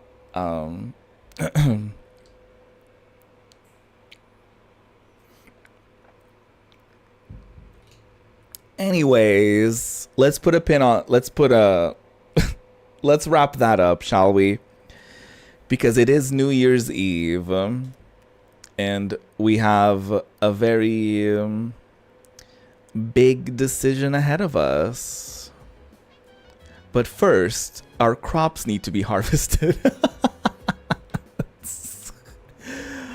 Oh, Persona is so silly sometimes.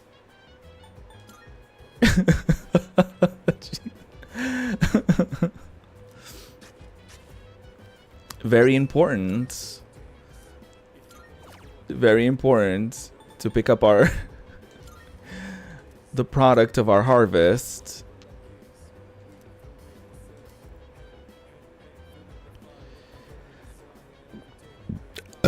Oop. Oh, hi Cash. Sorry, you came in the midst of a lot of in the midst of a very serious chat. I just sort of forgot to say hi to you. Hi, how are you? It's good to see you.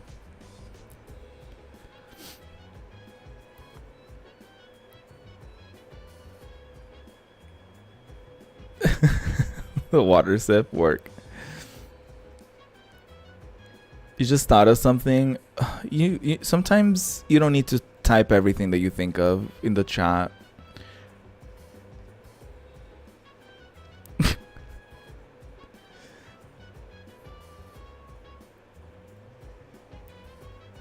The world might end, but these harvests, top priority. Very mindful of the crops that are just sitting there waiting for me. All right. Very demure. It's time for our decision. Kind of feels like when I'm stepping into the ring before a match. Of course you have to make it about boxing. The world is crumbling and we need to harvest the crops. Of course. Not this. Just because Cash's name is Cash doesn't mean that they actually have any cash.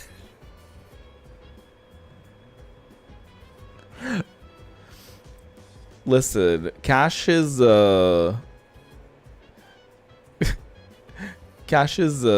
doing university things. They have student loans ahead of them.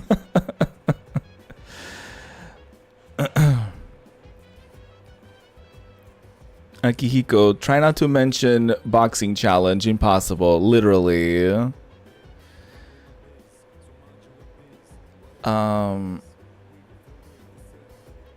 Jack Black should not be Steve in Minecraft movie, but that I am placing boxing shit because I'm fucking in fucking Minecraft is absolutely fire. I have no idea what any of that means. Like, well, I know of the Minecraft movie. I don't really care to talk about it. I don't really care about it. I know people have very strong opinions about it, but I don't really care. I wasn't gonna watch it anyways. I know what my answer is. I will keep moving forward. Well, good for you. It's okay. I'm sure of my answer. I already know my decision, and I have for some time now, actually. Work. Ryoji's not here yet? Dude, what the hell is he? Where the hell is he? You wish to deprive a youth from paying his university because of your own personal university debts? University debt? Wow, kind of evil. Well... The day is finally here. I know my answer. Who do you think Steve should be played as? Girl, I don't know. I don't care. I think it could be cute if the Minecraft movie was animated. That probably would have made more sense with a target audience. But nobody is ever happy about... Oftentimes movie adaptations are shat upon by its fans, so they were never gonna do it right in the eyes of the people. So they were never gonna do it right.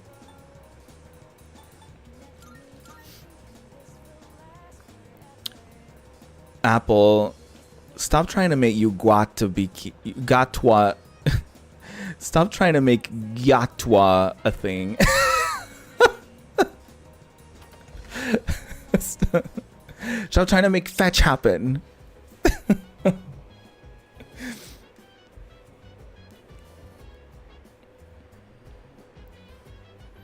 Absolutely not.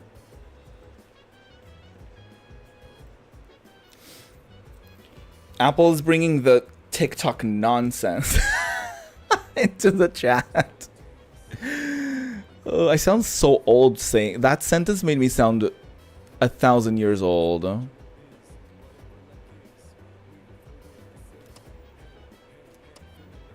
You guys, that is not what that means. That is not what that means.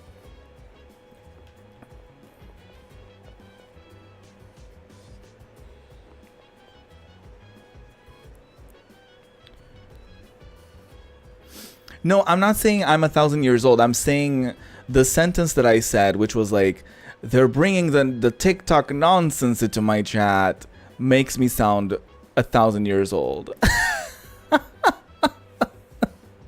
Like I sound like an old person when I'm saying the TikTok nonsense. What the fuck am I supposed to do? There's nothing to do. I guess I'll just go to my room.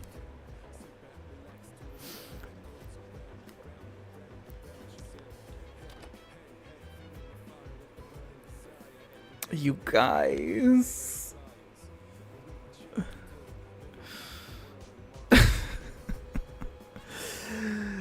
uh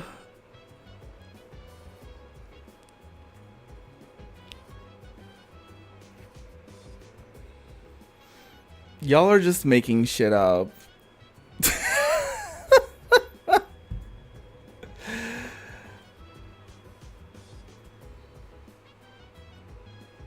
So I need y'all to know that the word yacht didn't get invented on TikTok and has had a very different meaning, and it's actually AAVE. So, and it's been appropriated and misused on social media. And I'm gonna need you to look into that and actually figure out what that means. Jesus Christ. I'm just gonna start ignoring any brain rot in the chat. I can't do this. I can't do this. I can't do this. I'm genuinely gonna add if y'all don't stop, I'm gonna add a lot of those words into banned terms on my channel. We're not being very demure and mindful. We're being silly and immature and stupid.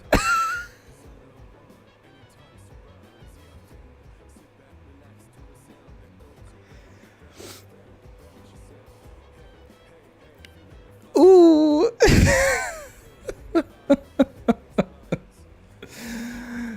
So, and I have said this before and I will say it again. I will literally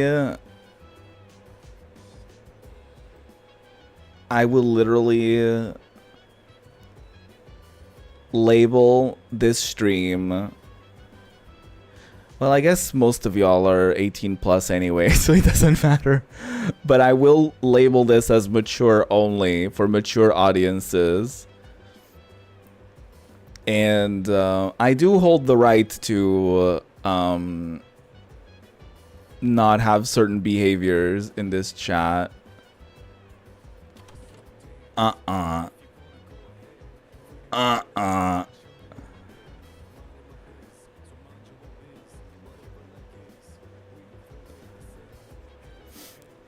What is the purpose of that cigarette emoji, Apple? Just curious.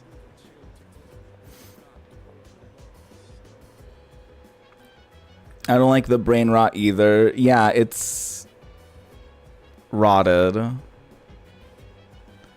It's not funny. It's never been funny unless you're under the age of 12.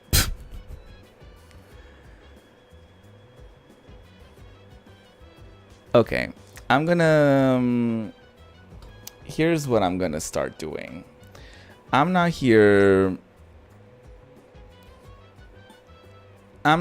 for... I'm not gonna be babysitting my chat. So if y'all are not gonna act correct, you took back your message, but I did see it, so you can leave. No, no, actually do say, Apple. Yeah, what was that? What was that about? What was that? Because I know what that cigarette means, so... you can go too, actually.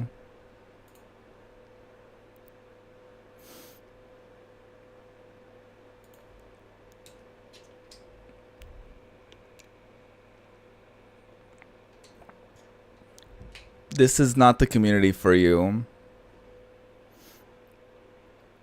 I'm not gonna babysit other people's kids in my own stream. That's not gonna happen.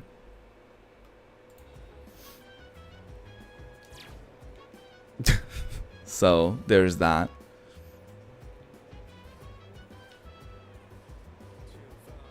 Yeah, and I mean, most things are annoying in excessive quantities.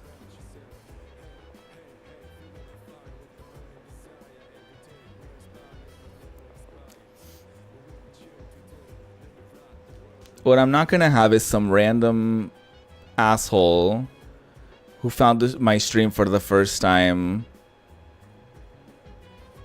calling me a name by using a cigarette emoji. We're not gonna do that. We're not gonna do that. You don't know me. This is your first time here. You're not gonna do that shit to me. Just because it's been normalized in other platforms for y'all to act a certain way, you're not gonna do that here. I can promise you that.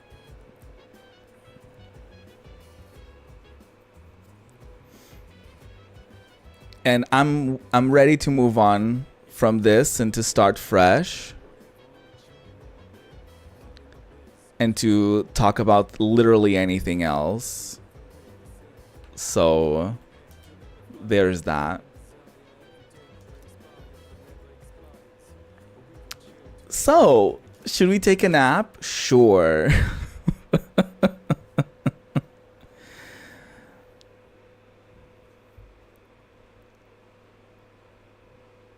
I was talking about the people who I banned, Greg.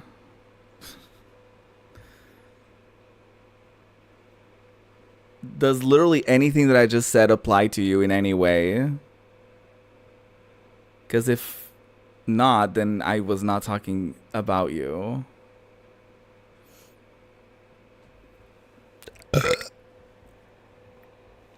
I don't get why people are so bold behind a keyboard. It's I'll say something to this and then I'll literally talk about anything else. People get too comfortable behind an anonymous username. They get too comfortable in a place where like they don't know the person, so, and you know, they don't have the maturity to be like, oh, the person that I'm in this, like the person behind this chat room is a real person reading my things, so let me not spam them with a bunch of nonsense. Like they don't have that sort of mindfulness, I suppose. So they're just like memes, brain rot, like, okay, cool, I guess, like, you know. And it would have been rather easy for me to ignore it and for me to just pretend it wasn't happening, just for the sake of having more chat interaction and engagement and for the sake of having more views. But I'm very much about curating my community and curating who is invited to be here.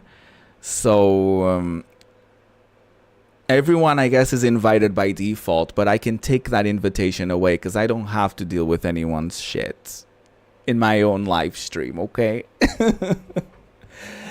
And so,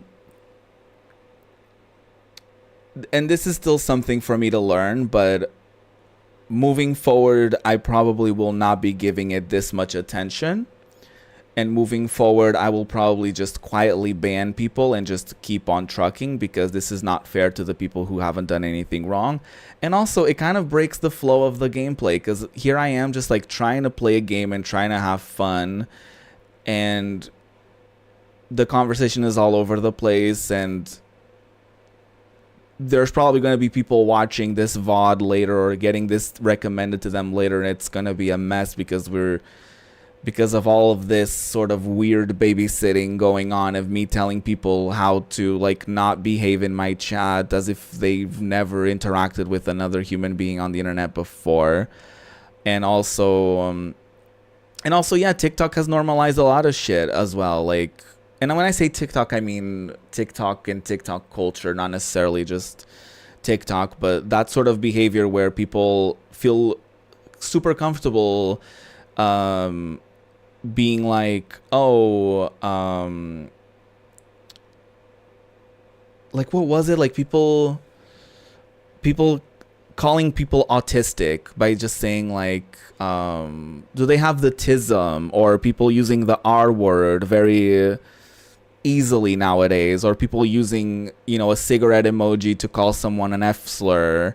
You know what I mean? Just like, it's a lot of things that are sort of normalized with our like internet culture that are not going to be normal in my community, and not going to be normal in my chat, and they're not going to be normal in my comments or anything of the sort. So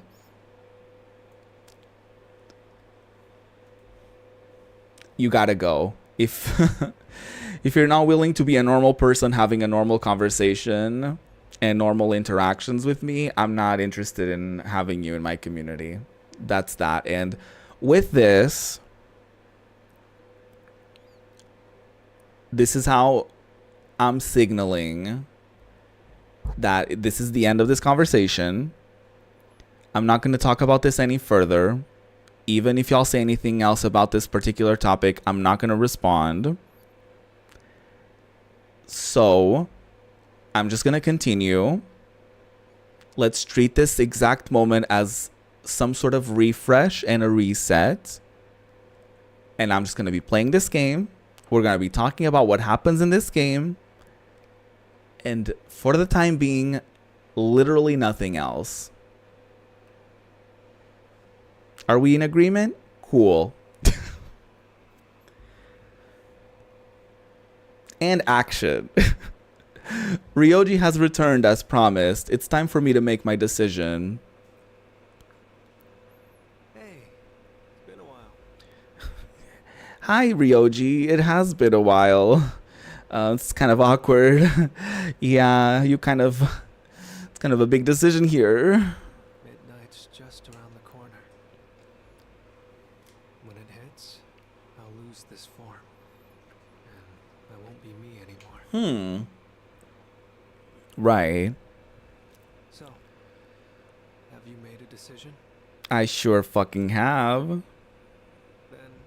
I'll be waiting in his room until midnight. Why? Come see me when you have your answer. Why in my room? That feels awfully intimate. Oh, I guess it is some sort of like full circle moment.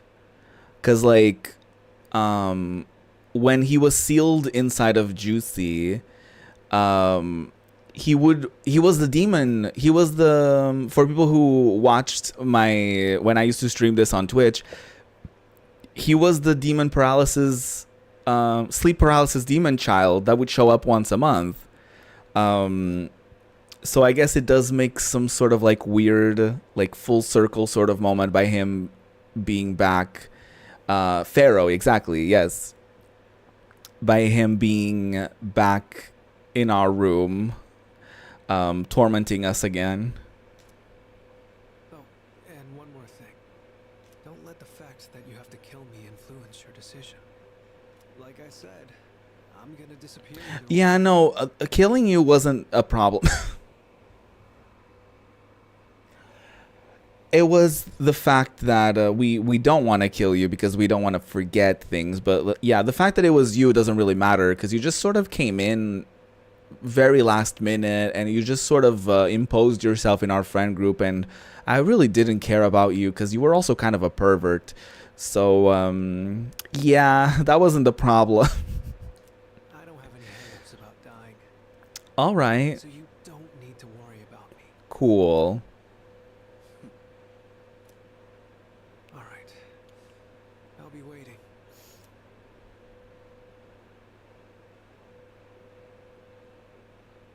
Have you made your decision?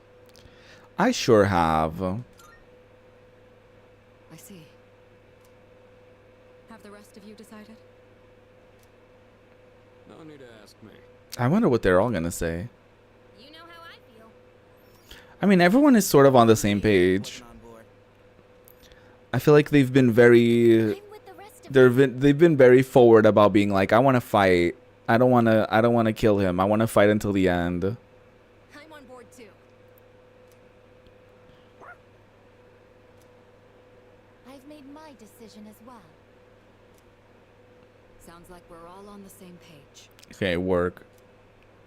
Better let him know then. Okay. All right, let's do it.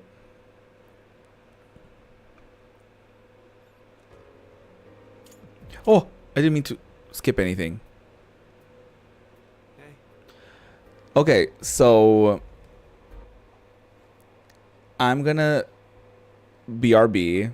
I need to pee. I need to pee.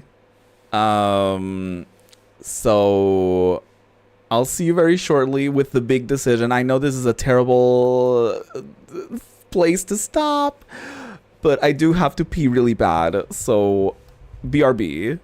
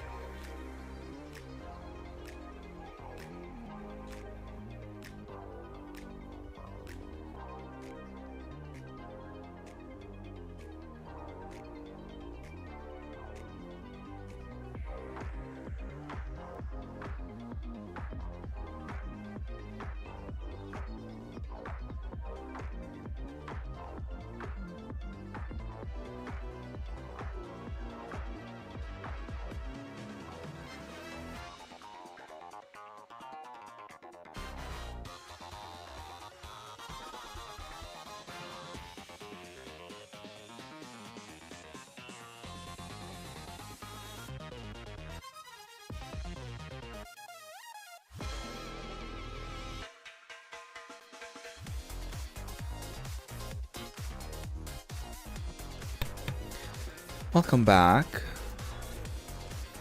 Sorry for the nasty cliffhanger. It's been a long time since we talked like this in your room.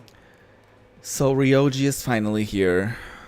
It's New Year's Eve, and the big decision is ahead of us. and a different name. Yeah, you were demon paralysis. Sleep paralysis demon. It seems like you all decided to let me live.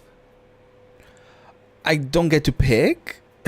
I guess it's the decision has been made. You're all going to risk your lives on a battle you can't win. But they're not the ones here right now. You are. Okay. I'll say this one more time. If you kill me, Tartarus Okay, I think I still get to will decide. and the memories of your battles will all disappear. I don't want that. Tomorrow, you'll wake up as a normal high school student. Nope. You'll be able to live in peace until the moment of the fall. But if you let me live, you'll spend every waking moment until that day dreading your inevitable death. Nyx can't be defeated. It's pointless to fight her.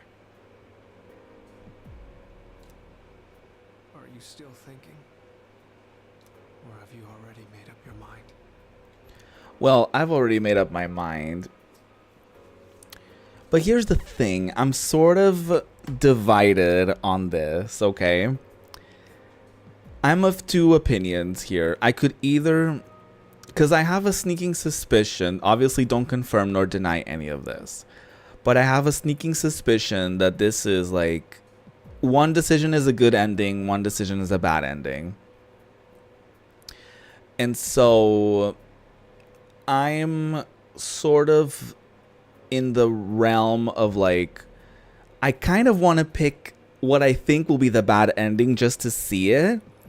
But a part of me wants to just pick the option that I want to pick, and then maybe later down the road we can check what the other option meant, if that makes sense. So we can sort of have like a save file that I don't overwrite for the sake of like going back to kind of this point and making the other choice, if that makes sense.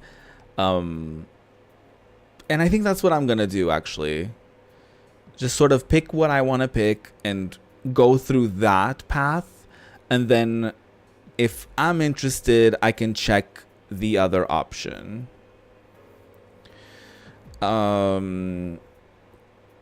So you remember, Greg, how I've been talking about the bringer of death? That's him. That's the dude in the scarf. He will be summoning Nyx, the mother of death, the mother of the shadows. So he's the aforementioned bringer of death.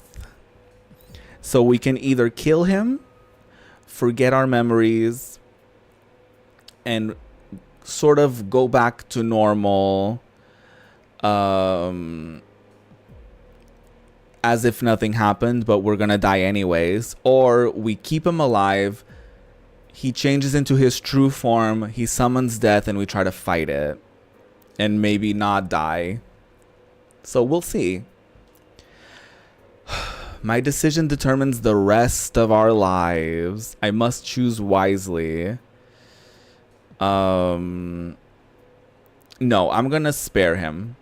I'm gonna let things stay as they are and try to fight my way out of this. But I would like to check the other option just to see what it does. But I'm gonna do that. I don't know. Now I'm kind of like, wait, I kind of want to see. I did save.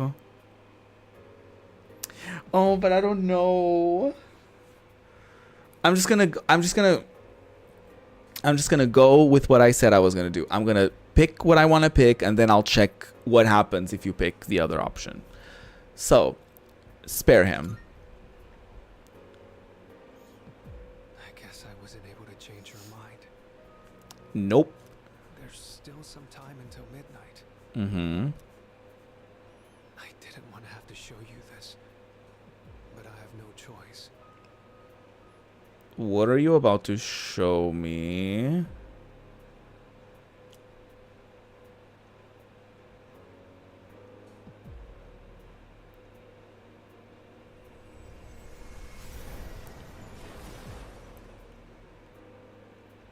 Do you see? I am not human. I will bring death to this world until I am finally satiated. Work. There is no need to hesitate over killing me. I'm not gonna do it. Now, consider this very carefully. Mm-hmm. Is confronting Nyx really what everyone wants? Yes. Some things in this world cannot be changed. That's something you can't comprehend. Memories are not set in stone. Old ones can be replaced with new ones, creating a new reality. Yeah, but I'm not interested in a new reality. Don't you think you should put a stop to everyone's pain and suffering? That's what I'm gonna try doing. If I kill you, I'm not gonna put a stop to everyone's pain and suffering. I'm just gonna be delaying it. It's up to you. Only you can make this decision.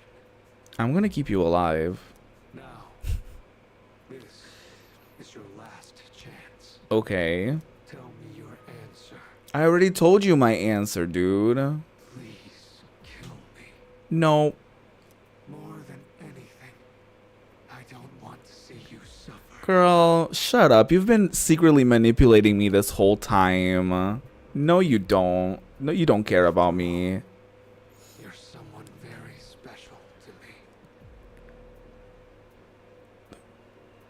I can't relate. I have to make my decision now. My answer is spare Ryoji. I don't want to kill him. I've been saying this.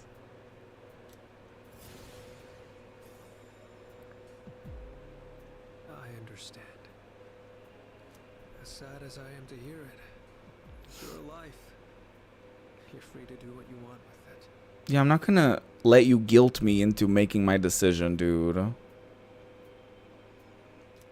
respect your decision. Let's get back to the others. I need to tell you guys how to confront Nyx.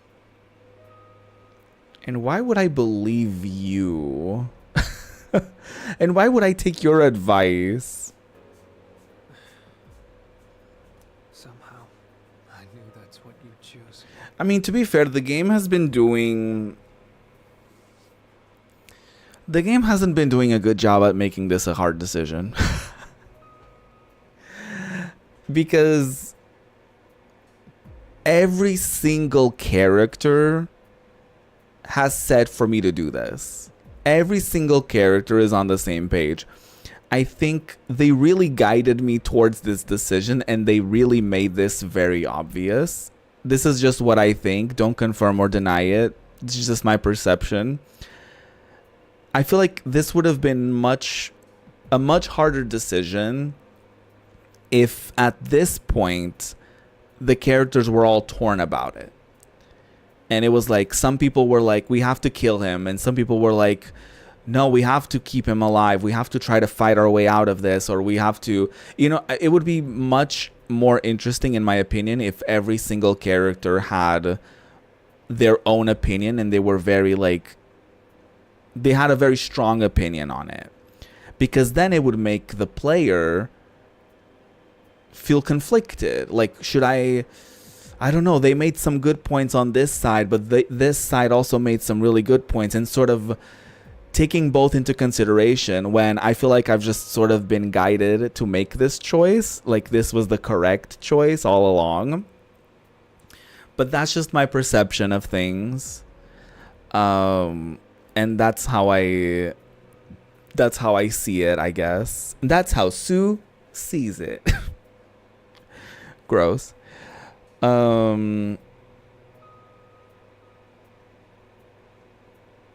Ryoji loves the protagonist, so it's hard for him to accept the fate. The whole relationship is just weird. because it felt so one-sided. Because this kid just sort of, I mean, it's kind of the same thing with Ryoji, I guess. I mean, it's the same person. But like he just sort of intruded himself into our lives, and I'm just sort of like, yeah, demon child that shows up once a month to say something like very vague and very like inconspicuous about everything. Like, okay, can you just leave? Like, I was never like, there was never a moment in this game where I was meant to feel, I wasn't ever put in a situation where I was like, oh, poor kid, or like, you know, like we never sort of built a relationship. It was always very one-sided, and it being like, I feel a little closer to him. Like, why? Because he just came in and said some vague shit and then left? Like, no, like, so I don't feel all of that. I feel like with this game, there's a lot of things that I feel like I'm supposed to feel that I don't. Because I'm sort of told how to feel about them rather than being made to feel those feelings, if that makes sense. So, but apparently he knew. I know you better than anyone after all. Girl, shut up. You would have said that if I picked the other option anyways. Like, I always wanted to see you again. Well, I never wanted to see you again, so that's great. That's why I came back to you as Ryoji Mochizuki. Girl. Maybe there really is some power out there that can do the impossible. Well, And yes. if there is, I know you all have it. See, this is fucked up. Because before, like a month ago, he was like, no, there's no way. No, there's no way to defeat Nyx. Ooh, no, there's no way. But now all of a sudden it's like, maybe there is a way. Like, okay, girl, whatever. Right. Here. I want you to have this. A music box. I know this isn't exactly the best timing, but I never thought I'd feel this way. Whenever you play this music box, The lies. The deception. I hope that you'll remember me. I break the music box. I don't want to remember you. Let's go. Everyone's waiting. Okay. Bye. You have forged a powerful bond with Ryoji. I guess I did. You can now fuse Saturnus, the Black Sun. Yo, what's up, Ryoji? So I didn't kill him, you guys. As you can see, he's still standing, for better or worse. It's a painful decision, but it's yours to make. That's right. But it's impossible to defeat Nyx. He keeps going back and forth on it. He just said maybe there is a way. So what's the truth? We'll go as far as we can. We have to try. That's been my mindset. Like, we have to try. You're the only one saying it's impossible. Personally, I don't care if it is. Oh, get his ass. All right, then. It's almost midnight, so I'll make this short. I should tell you where to find Nyx. Oh, we're just gonna fight her today? She's at the very top of Tartarus. Oh, On the promised day, you have to make your way to the top of the tower. ooh. The promised day. It's exactly 1 month from tomorrow, Oh, okay. So it's not today. January 31st, 2010. Oh, so this was 2009 and now 2010. Okay. Ooh. On that day, Nyx will descend to Tartarus, Ooh, bitch. and that's when the world will end. 1 month. Damn. Tartarus is a gigantic rift in the night sky. It acts as a beacon to guide Nyx. With the Apprizer's arrival, Nyx learns that the way has been prepared, and she begins her descent. And with her, she brings the So we can just like push her down the stairs. There's a lot of those, so I think that will work out. That explains why it's called the Tower of Demise. So what you're saying is, we can fight Nyx if we reach the top? When we reach the top. Yeah. But remember, after today, you'll be fighting against eternal despair. What is that supposed to mean? I've said it before, but Nyx can't be defeated. Girl. You also said we were great friends, and last time I checked, that was not true. When you come face to face with her, you'll finally understand why. Ooh. You'll realize exactly what you're trying to stand against. Oh, this is endgame, endgame. We understand. You don't need to keep telling us. Mitsuru's like, we got your point, dude. You've made your point very clear, mama. 1 month from now, January 31st. We won't forget. All right. Well, I'll be going then. January 31st is the end. Leave you while I'm still in this form. Ryoji-kun. I guess I'm sorry for all the pain and suffering. I put Yeah, you through. you should be. Yeah. I won't forget that you were my enemy. And my friend. Girl, he was never your friend. You didn't trust his ass. Yes. Thank you. This is probably the last time. She literally never liked him. But I'll always be watching over you. Creepy. Well, so long then. Bye.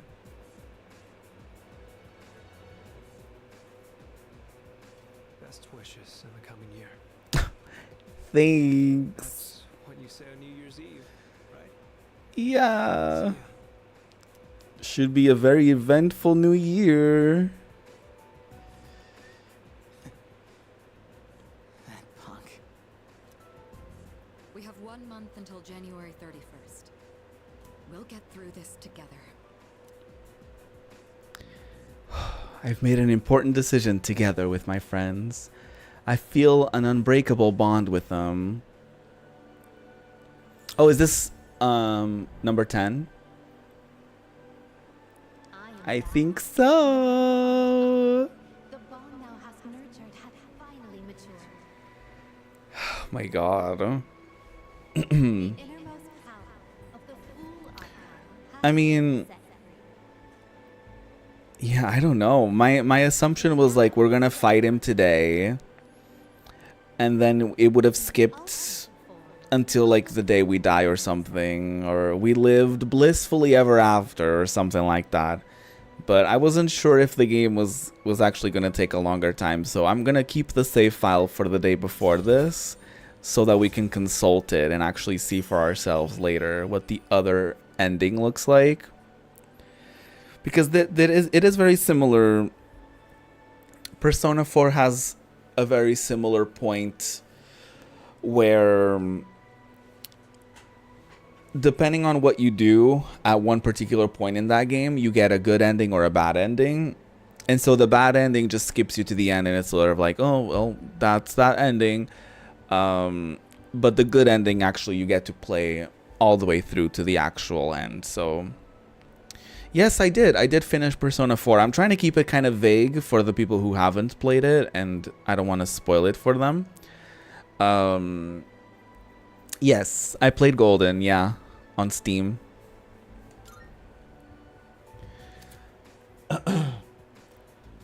The full social link reached its maximum level. You can now fuse Susanoo O, the Raging God. We all share the same goal. Our relationship has grown stronger. Now the team is even more united than ever.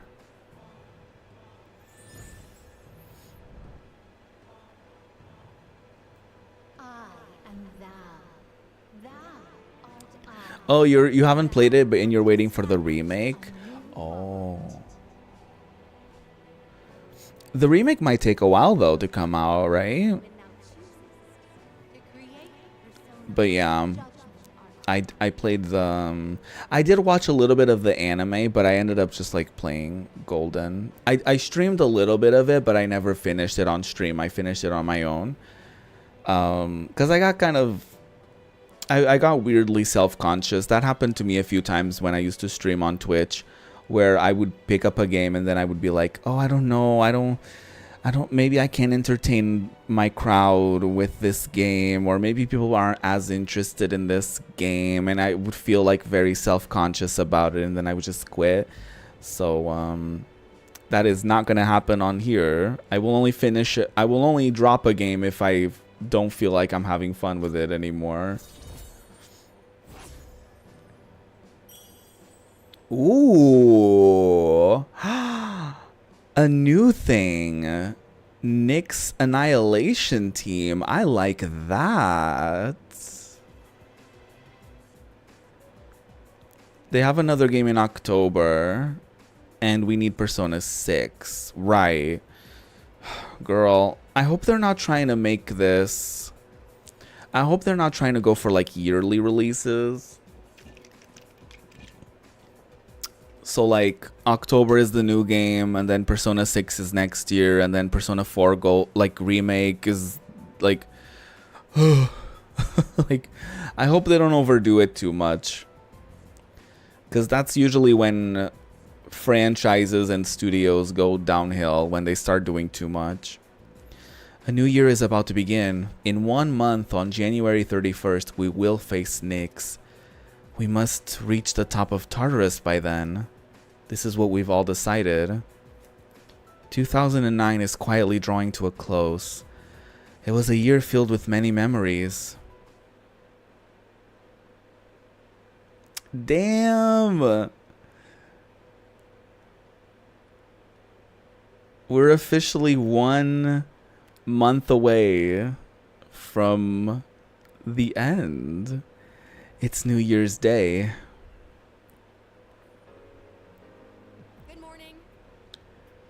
Oh shit.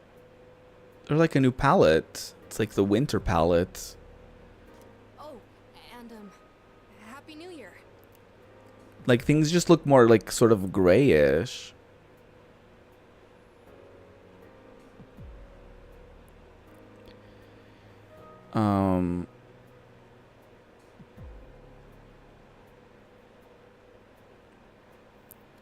Yeah, it's a new IP in October. We know that, yeah. I think Persona 6 won't happen soon because Atlas is expecting it to be more popular than 5. They need to cook it properly. Yeah. I mean, but I think I read something that like Sega was trying to like Sega was trying to do like yearly releases, I think, for maybe Yakuza, for the Like a Dragon series, and for potentially Persona as well. I hope they don't go through with it. But that's, I think I read something about that. I could be wrong.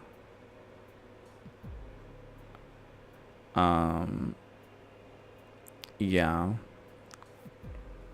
I mean, they were kind of busy making a very huge decision to celebrate a new year like normal people would.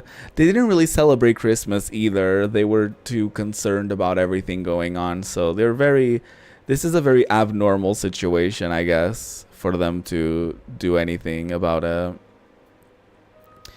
Also, the director of Persona 6 will be different from previous Personas, so it will be very challenging. Huh. I hope that means good changes are gonna come from a new director being at the helm. Well, it's a Sega published game.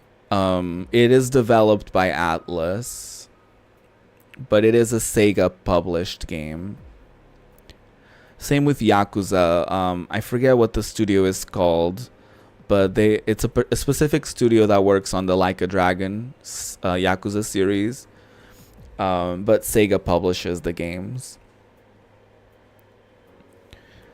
And Happy New Year. Yeah, let's make it a good one. Let's do it. Happy New Year. Happy New Year to you too, Koro.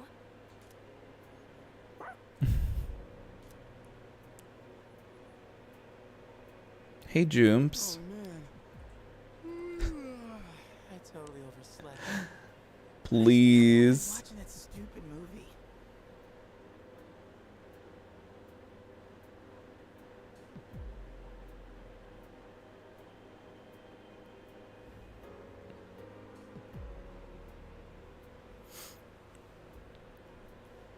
What's about zombies in Italy or something? Anyone else catch it? Zombies in Italy. Why would I watch something like that? Damn. Is anyone gonna visit the shrine? I already stopped by enough shrines on my jogs. I'd say I'm covered. Yeah, I'll pass. I don't want to deal with the New Year's traffic. Oh, that's too bad. Yukari-san and the others are already there. Apparently, Mitsuru-san got kimonos for all of them. Oh, work. Kimonos, huh? Junpei. Yeah, I'm gonna run to the store. Not this. You're going to the shrine? I thought you didn't want to go through the trouble. Yeah. No, I'm not. No. Going for a walk. Uh-huh. Well, I don't have anything better to do, so I'll tag along. Oh, I'll go too. Count me in too. Look at that. Turns out we all want to go after all. Bunch of clowns. Where is it? Oh, I have directions. Sweet. Very, very silly. I mean, they deserve to have some silly moments. Wait, what do you mean you have the directions? Happy New Year. Let's all Do we not know how to go to the shrine? Like we go there all the time. Look at them. They look so pretty. Anyhow, you guys are late. We were just about to leave. Work.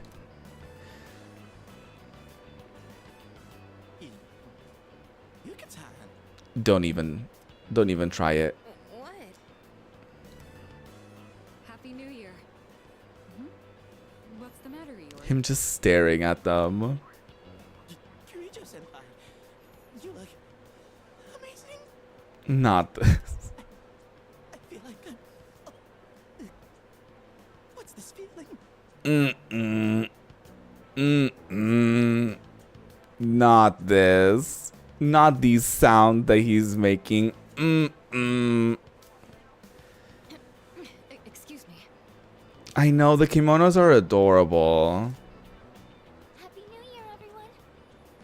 I've never worn a kimono before. My obi isn't crooked, is it? Luca. Wow, you look just...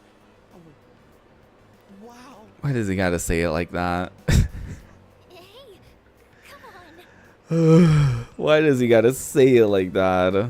This traditional clothing is quite interesting. However, it's difficult to move in. Mai-chan, considering what you usually wear, that looks even more amazing on you. Well, Shidori's dead, so...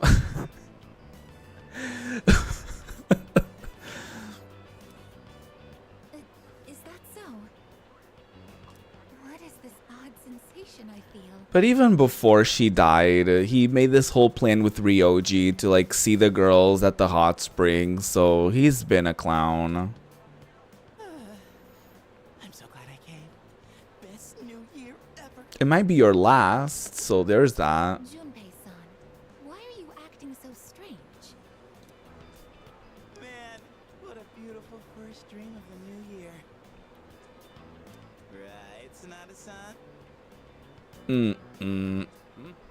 Yeah, I guess so. By the way, aren't you guys cold? Yeah, a little.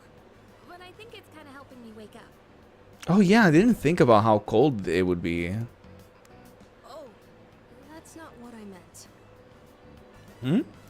Junpei-san said you don't have any other layers. Oh no no no no. Other layers? Oh no no no no no no no no no. Junpei, it's on site. It's on site, Junpei. What the hell? What the hell are you telling this kid? Wow. Aren't you just a great role model for Amada-kun? Kick his ass. Kick his ass.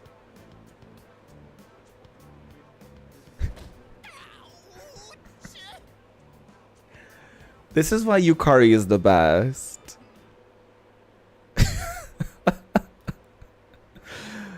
That's what he deserves.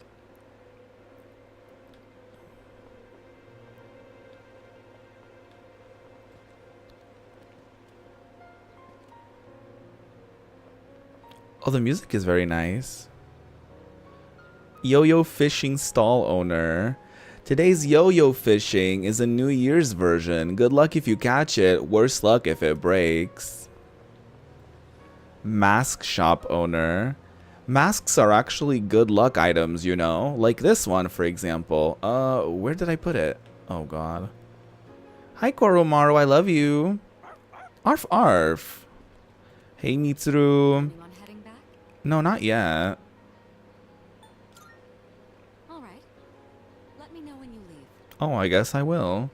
Hey, Akihiko. I'm not used to seeing the girls dressed like that. I'm not sure why, but I get a little flustered looking at them. Girl. They can't see anything. Seriously, Junpei? Of all the dumb things you could say. He always manages to one-up himself when it comes to the shitty things he says. Anyway, it's nice that we get the chance to go out like this every once in a while. Let's just try to stay positive and chin up. Yeah. Wearing something like this on New Year's really makes me feel more put together. Although the sash makes it a little hard to breathe. Oh, not that. Y'all look lovely, though. I love the kimonos.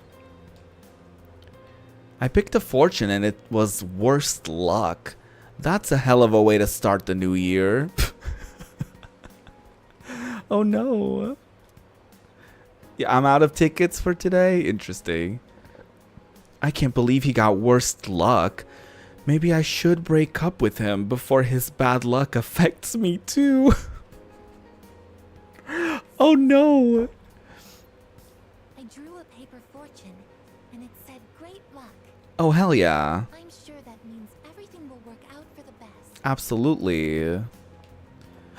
Octopia. Takoyaki. It's real tasty. My takoyaki is both delicious and cheap. Only 400 yen. What? You thought you'd get a discount because it's New Year's? Just buy some. Please? I don't want to buy it. Drop by again, Not the low chance of a side effect when you eat it. What? I didn't say that. Dude, don't go making stuff up.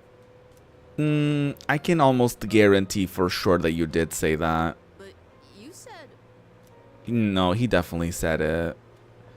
Not him trying to gaslight Ken, being like, no, I never said that. The sign describes the deity worshipped at this shrine and the history of the sacred tree. It's a huge tree. Think you're dozing off? Oh, maybe you should go to bed then and take a nap or something.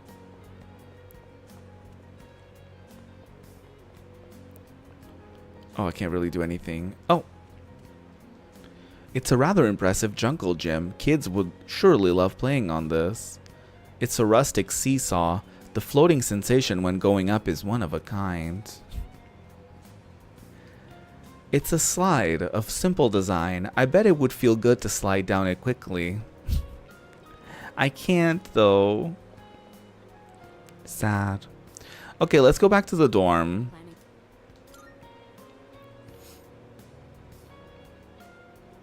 It was cute to have, I guess, this little moment. What did you wish for, Fuka? Aren't you supposed to keep the secret, the wishes a secret? I wished for a great year. Hmm. I know it sounds boring, but that's what I really want. Yeah, because I mean, so far we only got 1 month, so if we can get a full year, that sounds great. That's what I wish for as well. You know? We all wished for the same thing. Probably not. Junpei probably wished for like boobs or something because he's a pervert. However, I'm not praying for divine help. No, we're manifesting. There's nothing to worry about. I have the utmost certainty that we can do this. We got this. I believe. Yeah, I know we can. We should get going. Ooh. Y'all, the clock is ticking. Oh, beep, beep. Hello, this is Oh, this is her announcing that there's more floors. I'm calling in regard to a recent change in Tartarus. It seems that a path that had been blocked off is now open. Mama, the path to the end is open. That's exciting. I thought it prudent to inform you. Well, then, I wish you a safe journey. It's going fast. Elizabeth said that a previously blocked path is now open. I should check it out next time I go to Tartarus. I made a promise that I'll be here till you finish the game. I mean, if you have to go, you have to go. Greed is such a terrible sin. Alas, I cannot help but want. And now the number of requests I have for you has increased. I would be incredibly pleased should you spare the time to fulfill them. Sincerely yours, forevermore, Elizabeth. Okay, let's check the new requests, I guess. I'm not sleeping until you finish the game. Oh my god, no, please get some sleep. You can always watch the VOD later. I appreciate you being here, don't get me wrong, but please prioritize your own health and well-being. I'm looking forward to it. I still cannot foresee the limits of your potential. I look forward to witnessing you grow even further. How may I assist you? What do you got for me? A bloody button. You must know. Have you ever experienced being pursued relentlessly by a vicious shadow within Tartarus? Yes, I am speaking of the Reaper. This time my request is for you to defeat it. Nope. No doubt this is an extremely challenging request, and I do not intend to force it upon you. But do consider undertaking it should you have confidence in your abilities. Report of success. Show Elizabeth a Tonbo kitty? By all means. How the hell do I do that? Oh, antique shop. Okay, got it.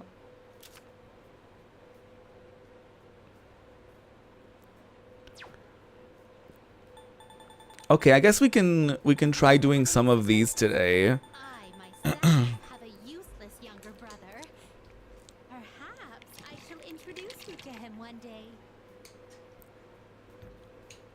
Man of his words, good luck. No, please, if you have to go get some sleep, you should get some sleep. Okay, we can't do that right now. Let's go to the Polonia Mall antique shop and try to get a Tonbo kitty. Very well. Let's do some of these requests. What's that on the floor? I've seen a lot of those scattered around. Bye, Greg. Thank you so much for being here. You definitely go get some rest. The time has almost come, huh? I can tell. How long has it been since you started coming here? To think I'm cooperating with a Persona user 10 years after I stopped working with Kirijo-san. But I'm glad that Persona user is you. You had me on tenterhooks with how new you were, but look how capable you are now. Oh, would you look at that? This base model is quite rare. I should be able to make a fairly interesting piece of equipment with this. We have some new items prepared. Come take a look. Okay, let me try to find... So, what will the thing I needed. Tombokiri. Oh, I need diamonds. Well, can't do that yet. Hope to see you soon. Need diamonds? Mama, get in line. Am I right? Good day. Elizabeth. What else? Odin juice. My hunch tells me you may find one such person near a persimmon tree. Oh, we're on winter vacation, so we can't do that either. Good day. Okay, what else can I do? Requests. A Rai Kunimitsu. You can find it within a special treasure chest on the lower floor of Haraba. Okay. Do you have any siblings? This is about the teacher. I'd like to try sushi. Perhaps I have no idea how to get that. And I also have no idea how to get the tile. So, you know, maybe we won't be doing any requests today. Maybe we won't be doing any of that today.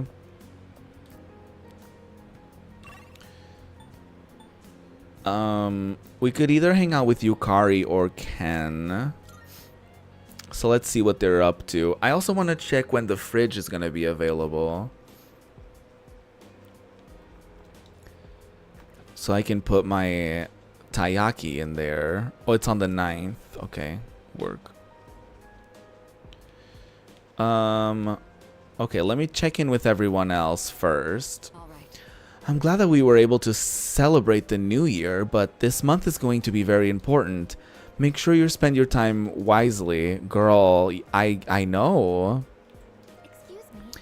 I never used to understand the significance of a new year. Dates and times were nothing but data to me. But with all that has happened, I'm starting to realize the meaning behind this custom. It's a time to leave behind the past and look forward to the future. Yes, anything is possible in the new year. Well, yes.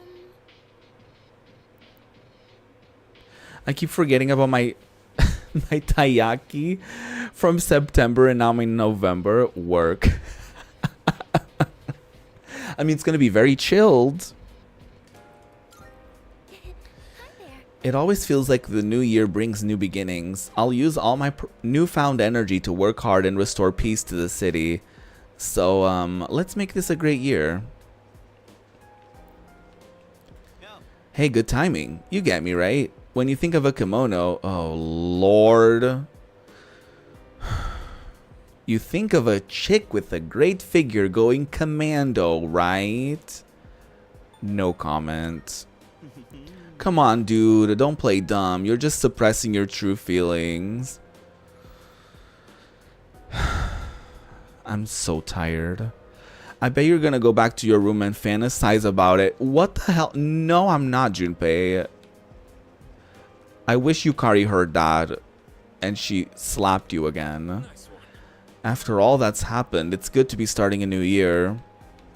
That's true. I'm thinking about putting some food together. If you've got time on your hands, do you want to cook with me? Seems like she won't gain any new skills. I don't think Ken can learn anything new either. I rented a DVD. It's a foreign film about a hard-boiled detective. Oh, I guess it didn't say anything about him not learning anything. But I would rather cook with Yukari. Molded? Oh. Maybe not, you know, maybe because you froze it before it went bad, it will still be fine? Mayhaps? Don't take my health advice. Sure, let's cook. Let's make something tasty. Yukari looks serious. We spent time cooking together. Putting in the effort to cook a homemade meal always makes it taste extra good. Well, yes. Cabbage cream stew. Thanks. Well, shall we start cleaning up? I love that everyone else was around, but we only the two of us ate. Love that. The news is on. It was reportedly a gathering organized by a new religious group. Is this bootleg Jesus? Police are working to confirm. Oh, Lord.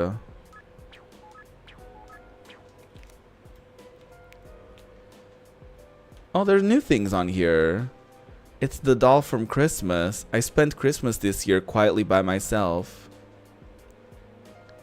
My closet. No, I want to... A New Year's decoration. A Hamaya arrow. The first shrine visit with my friends rekindled my will to fight on the promised day. Cute. Look at my shelves, y'all. They're like filled to the brim. That's cute. The news is talking about a cult gathering set to happen around the start of the year. Oh, Lord. Not this. The pharmacy is on sale.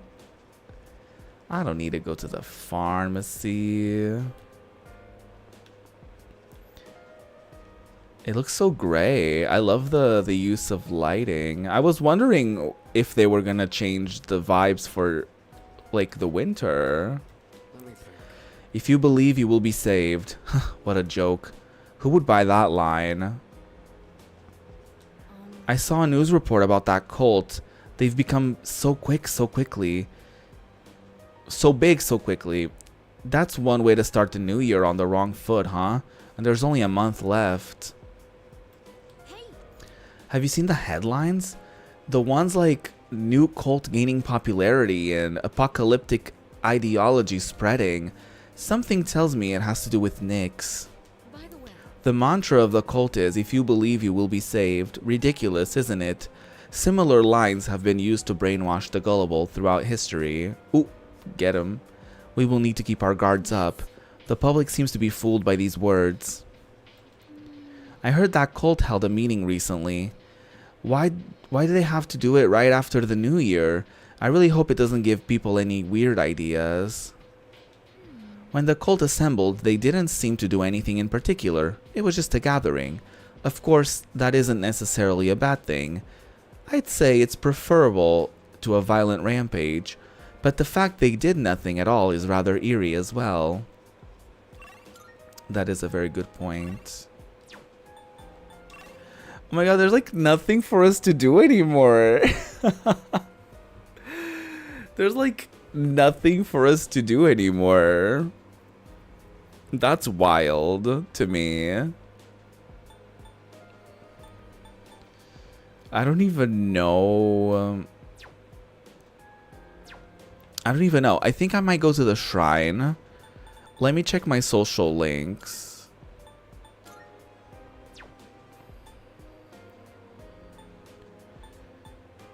I might go...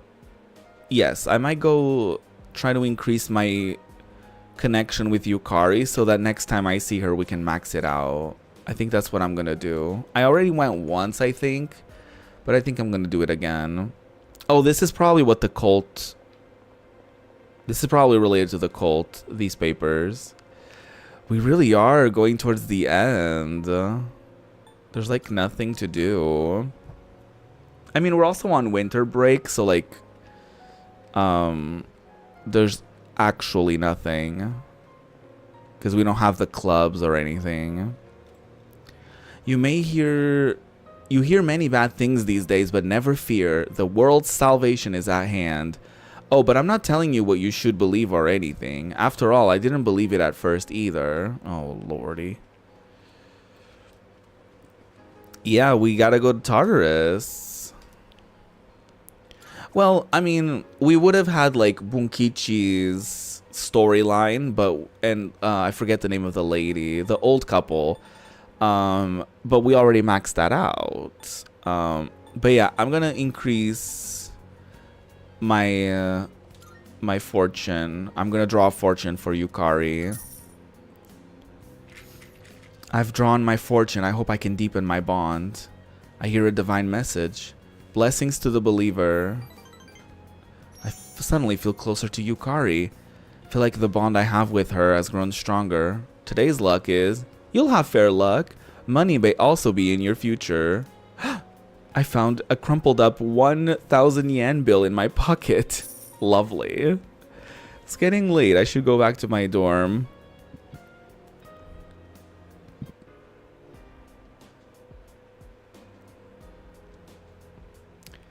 Ding dong.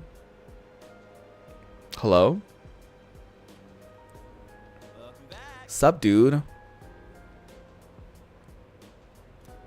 Hey, let's go to Tartarus. Start the new year off strong, you know? I mean, if we take it easy, that'll just make me more nervous at this point. That's a good point. Yeah, I'm certainly not hanging out with Tanaka. I think we are going to Tartarus. Let me not save over this on the 30th, the day before. I hope I don't forget and save over it next time. But I think we are gonna go to Tartarus. We still have a bit of time today, so I think I'm gonna do just that. It's the new year and all, but it doesn't feel that way. Everything all about the cult or the end of the world, it's seriously killing the mood. Well, yeah. Can I help you? Let's go to Tartarus. Yes. I'll let the others know. Let's make sure to make our way to the end. I think what it is I don't think we can just beat Nyx. I think what it is I think we have to get up to that place so that we can, whenever the 29 days are up, we can fight her. I think I am supposed to have... I don't know why my game is like weirdly like laggy. But I think I'm supposed to have Aegis because we did the clock thing with her, which I think will get her to the level that we need her to be at. I'll bring Koromaru as well.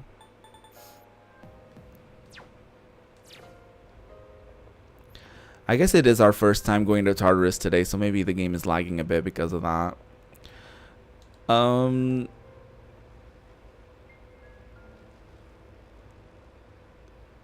respect you for not benching Junpei. What do you mean?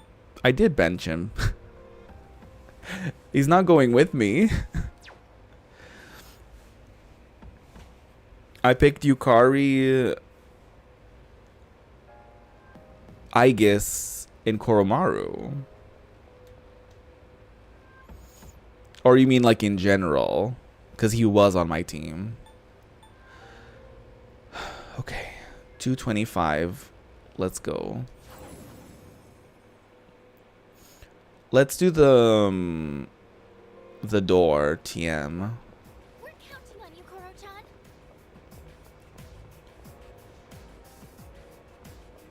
You've seen someone with lower level. Yeah. I try to keep everyone at a similar level. Concept of teamwork? I always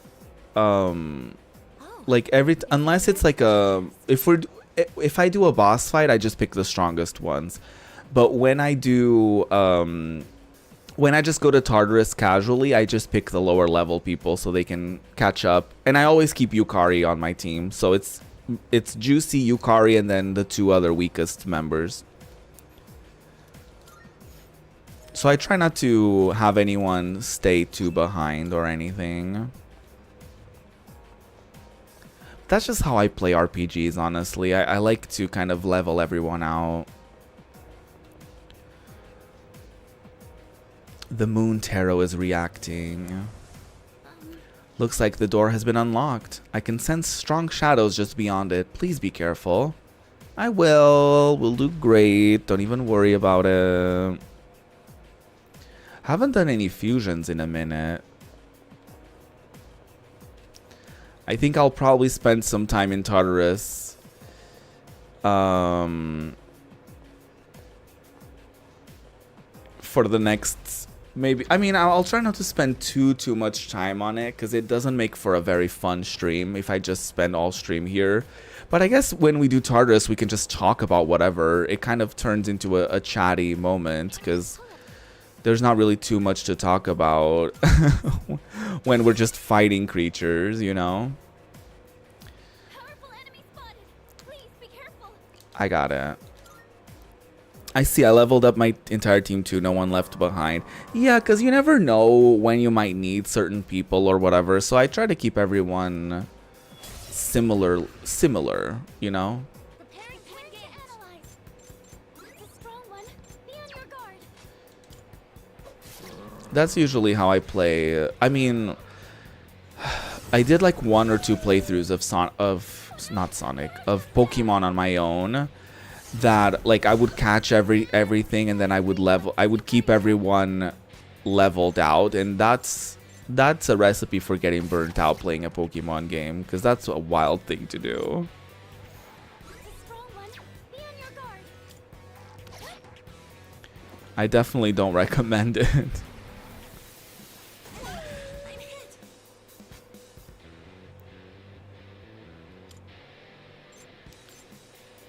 They like lowered our defense. That's annoying. Summoning.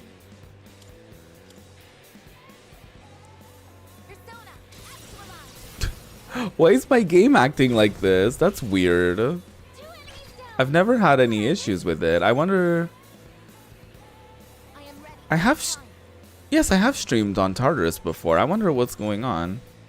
It's a strong one. Be on your guard. I can do this. I'm still setting up. It'll take a little more time. Requesting the switch. What to do?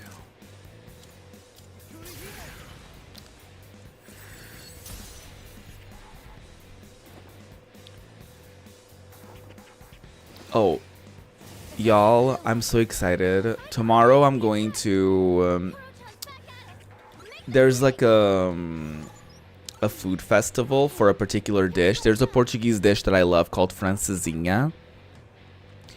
And it's this like very juicy, it's basically like a sandwich with like tons of meats. Like different kinds of meats, and there's like cheese on top of it, and then it goes into the oven, and so the cheese melts, and then you put this lovely sauce on top that's like it's like made with like beer and like other things. Everyone sort of has their own sort of recipe. The sauce, I feel like, is what makes the difference in a lot of those situations. But it's very lovely. I love it so much. And it's served with fries, and it's like a whole thing. And you dip the fries in the sauce. It's very good. And so I'm going to... there's a festival tomorrow. And so me and Mama Ruby are going to try, because they have like this sort of festival that goes to like different locations. And so we can go to the location that is happening right now, I guess, like this week. And so this festival is like, they basically have different stands representing like different restaurants that have like each their own like sort of like recipes and stuff like that. So I'm very excited to go, and I think they have one on there. I've already seen like a TikTok about it. Apparently they have a stand that does like a stone oven, like an old school like oven that's supposedly very delicious, like makes for very delicious foods. So I'm very much looking forward to that as well. I do stream on PC. I'm not interested in troubleshooting. But because I have streamed this game, this is stream number 39, I think. So I'm not really interested in troubleshooting. But Yeah, I think it's probably because I haven't been to Tartarus and it's like opened up and I haven't loaded that up and all that stuff. So, nothing to worry about really. Everything is seemingly fine now too. So I think it just needed a little moment to boot everything up. Yes, I'm from Portugal. Yes. Your favorite football player is from there? Ooh, who? I wonder who it is. I mean, you may surprise me, but I can assume who it is. The most popular one in the world.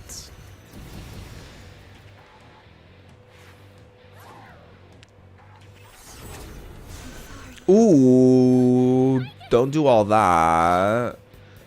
Don't do all that to Miss Aegis. She didn't do anything to deserve that. Don't be rude. It's obvious. Okay, work. I've already scanned this one to do this.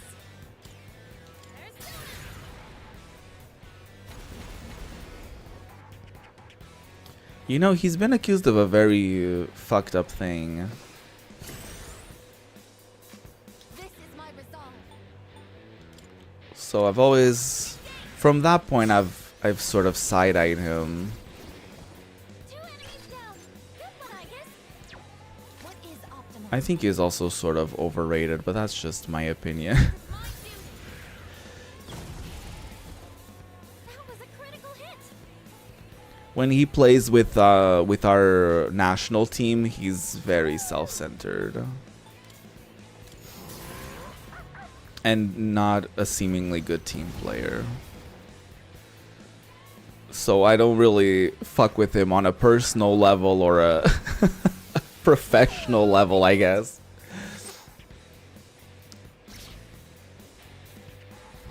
But a lot of people are fans of his. He's very popular. I think he has like millions, if not billions, of subscribers here on YouTube. So yeah. You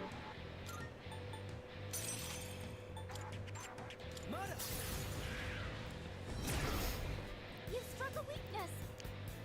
I mean, I don't really know how he plays outside of the national, like, because we just had the, what was it, the Euro? Nice one, Yukari-chan. I forget if it was the, You struck a weakness. I don't think, no, it wasn't the World Cup. Detected. So I only really watch football, and I don't really watch it. I only watch it if it's like, if I'm like having dinner with my parents and it's on, sort of thing. Like, I don't really care, Doesn't seem to have any effect. to be honest. But you know, when it's the national team, I'm sort of aware. It's been reduced. What to do? But I don't really keep up with things. Like, I know, like, when our national team has, like, made it or gotten eliminated or whatever, but I don't really keep up with football like that. Portugal, like, loves their football. Like, we have huge football culture here.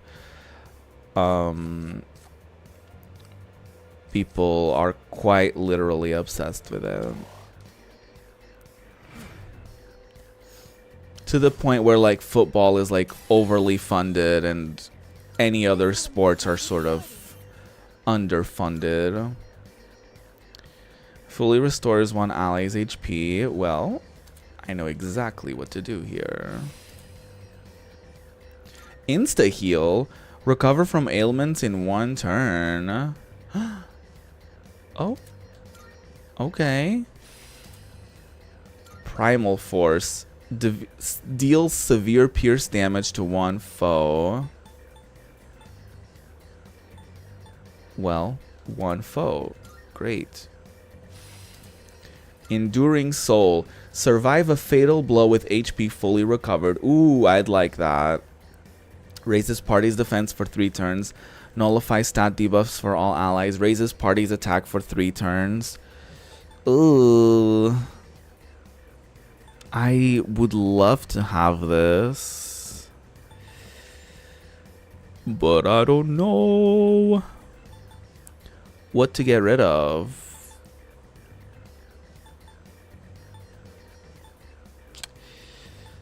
Ooh. I guess I'll get rid of this one. Because Juicy does have personas that can do that instead. Oh, sorry. It was what is that called? Like when you like it was like a rhetorical question. Like I didn't mean like I wasn't asking. I usually don't ask for like any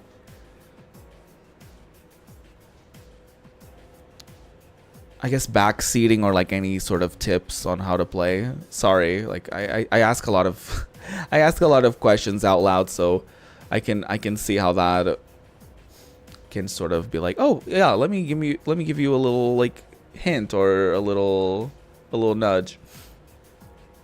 Yeah, I usually do a lot of rhetorical questions. Sorry, I just think out loud a lot. So yeah, I usually have like a no backseating, no spoiler sort of like ground rule. That was such a creepy shadow. Thank goodness you managed to beat it. Nope, I don't really believe in ghosts or anything, but if something like that showed up at night, then again, now that we've actually defeated it, I don't think I'll be as scared. Kind of weird how I'm unfazed by these things now. There might be a treasure chest up ahead, but I sense an enemy presence there too. If you're worn out from battling, don't push yourself too hard. Take some time to recuperate. No, I think we're good. If it gets dangerous, don't hesitate to retreat. I'll probably retreat whenever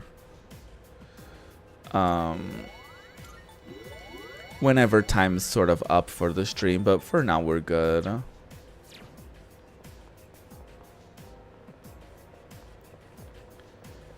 We're doing pretty juicefully. Wizard's Mark. Oh shit, there's a ton of memoir number 5. One of the researchers has begun to realize the secret of the shadows. His interpretation of the documents is arbitrary and biased, as expected from another lowly human. I believe his name was Ikutsuki?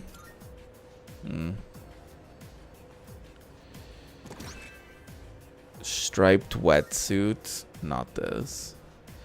Who's my favorite social link in this game so far? That's a good question. Let me see. Not Kenji. Fuka is fine. Mitsuru was fine. Hidetoshi, don't like him. I like the old couple, Bunkichi and Mitsuko. It was the first one I maxed out. Yukari's is pretty good. I was fine with Kazushi, Miyamoto.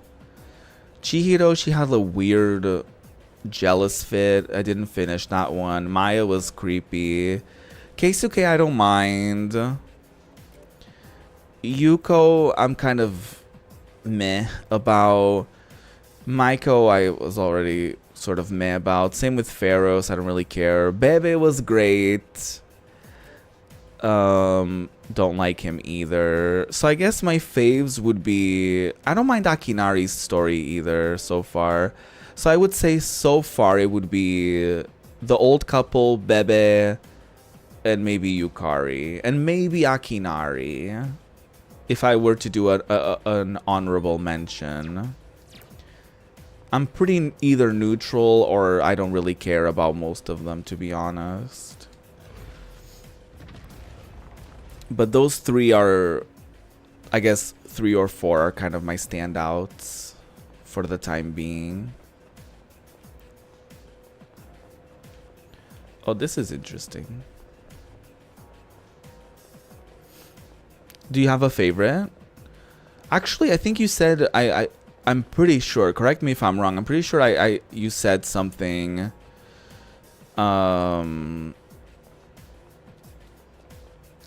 about like how you like Takinaris, right? Yes. Yeah. I forget who it was, but it might have been Cash. I think you said it earlier. I think I didn't respond to it at the time because I may have been talking about something else or I just forgot. But I'm pretty sure you said something about how you like Takinari's story. I think it was when I was talking to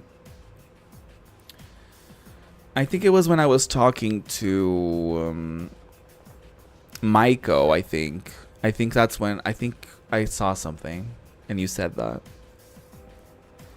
I think it was Cash who also said something nice about Akinari. I actually wasn't gonna do that storyline. That first impression wasn't great, but I think it was Cash who was like, I loved his story. So I was like, ooh, let me do it then. Be on your guard. Yeah, I mean, I don't have the best memory, but I do remember some things. Haruto knocked one down. So far, the reactions to him have been pretty positive. Pull the trigger. Persona.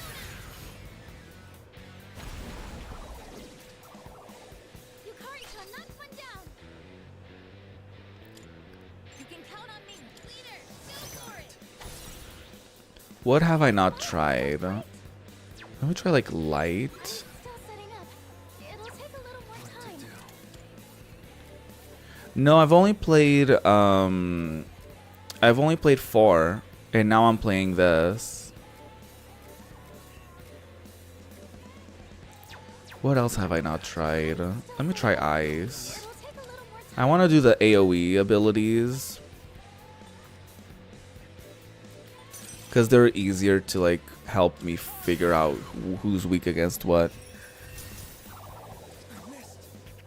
Or heal everyone. That's great. But I do want to play Persona 5. It's and 2 and 1. Like I definitely want to play all of them and sort of Still setting up. compare notes between all of them. I'm very interested to see how they differ. The enemy was unaffected. One enemy knocked down by Aegis. Summoning. Persona.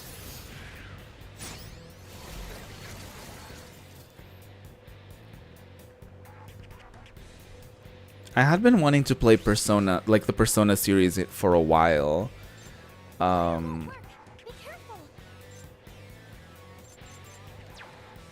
What to do?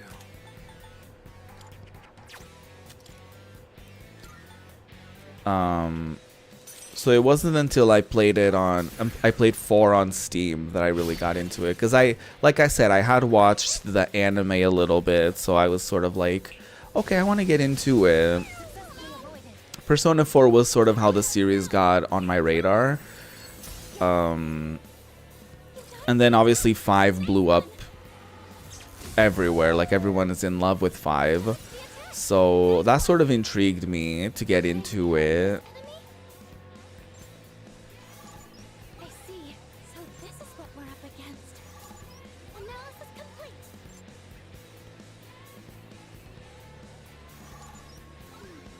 Okay, here's what I found. Analysis complete. 1 and 2 are under the radar because Atlas has been ignoring it for decades. Yeah, I've heard. I've already scanned this one. I've heard that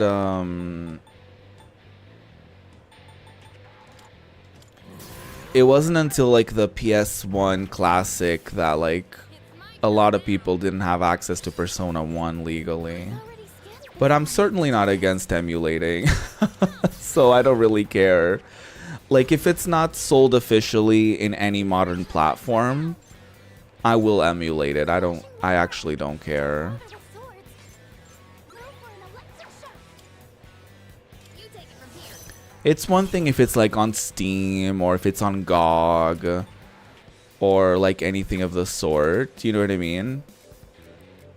or the Switch or anything, but like if it's not readily available in any modern platform, then I'm not gonna spend hundreds buying it from like a used store sort of thing. Like, absolutely not. No effect on this enemy. What to do? I don't really care about it like that.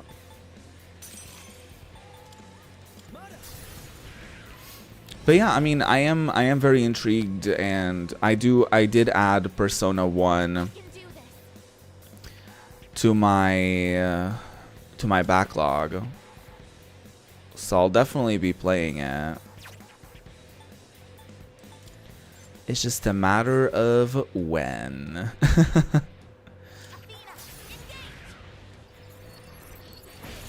Yeah, 1 and 2 unfortunately aren't like anywhere. Same with like a lot of Shin Megami Tensei games. I have like my backlog right now is like over 150 games. So there's quite a lot of games on there that I'm super interested in playing at some point. Oh yeah, I should probably heal Aegis. I mean, to be fair, a lot of those games are probably going to be like one-off streams. But yeah, I have built like an official backlog list.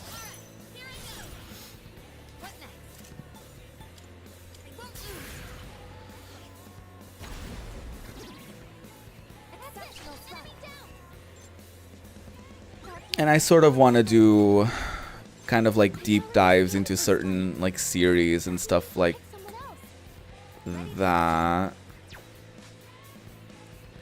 Oh, not 150,000. 150 over 150 games, not 150,000 games. I'm feeling good about this. Strike attacks are no good here in this situation. Oh, let me heal. I hope I didn't say over 150,000. No. It's over 150 games. Appreciate it. Some of them I own. Some of them are under the emulation rules that I mentioned earlier. Like if they're not available to purchase on like PS4, Switch, Steam, or any other platform on PC, or like Xbox or anything, I will just emulate them. I've already scanned this one. But that's not even counting the ones that are like on my wish list, Seems to be effective. because I have quite a few on my wish list, This one. like oh my god, like Metal Gear and stuff like that. I really want to play those as well. Pull the trigger.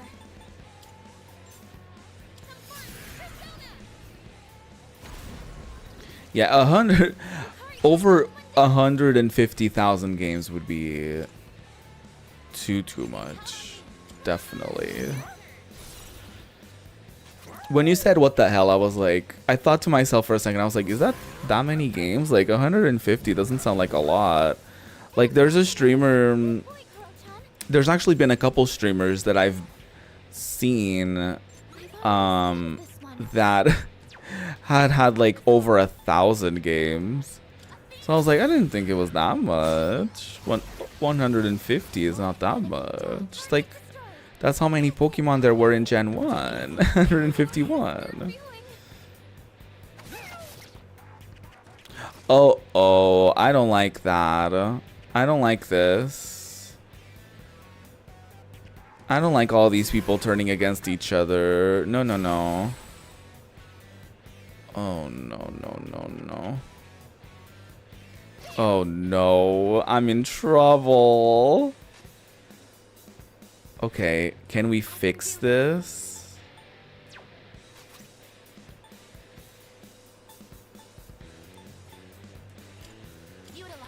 Oh my god. I guess you're a lifesaver.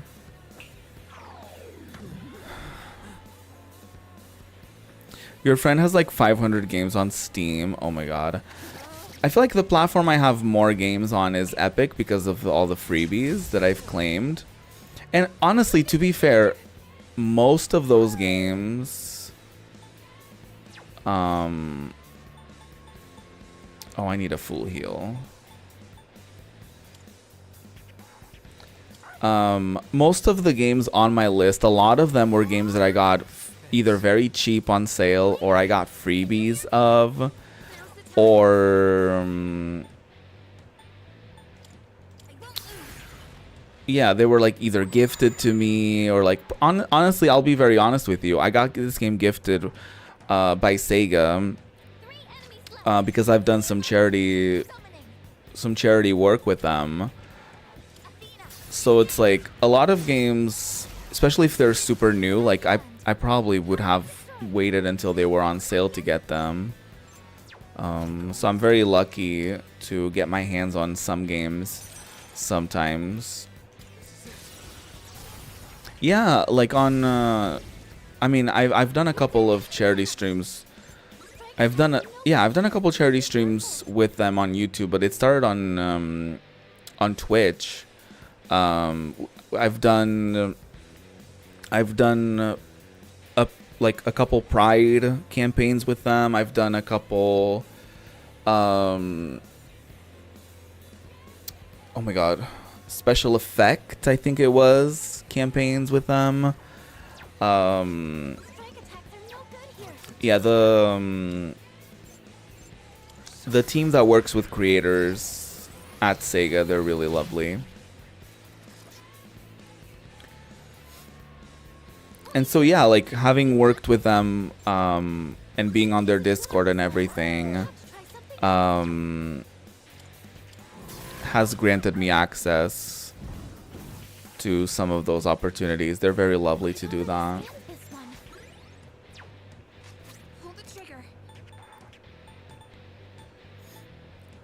Because sometimes you need to have like a very big audience and stuff like that to get access to like new games and game keys like that. But that's definitely gonna be trickier now that I'm not starting from scratch necessarily, but close enough, I guess, on YouTube. So we'll see if I'll get that many opportunities now that I've sort of started from scratch over here.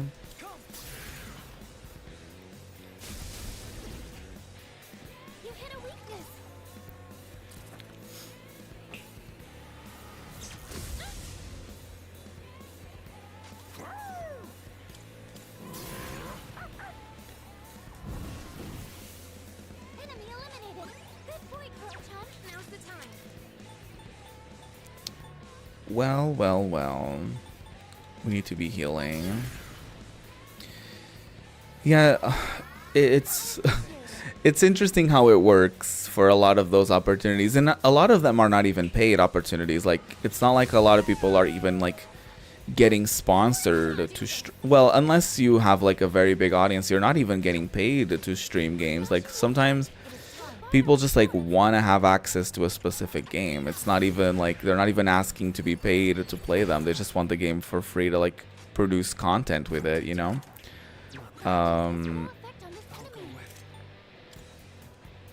But yeah, it's very tricky. Like, sometimes you need to have a specific amount of viewership to get access to certain opportunities and stuff like that. So I'm very grateful that I've gotten the chance to do some stuff with Sega for charity, and being given the opportunity to get some of their games.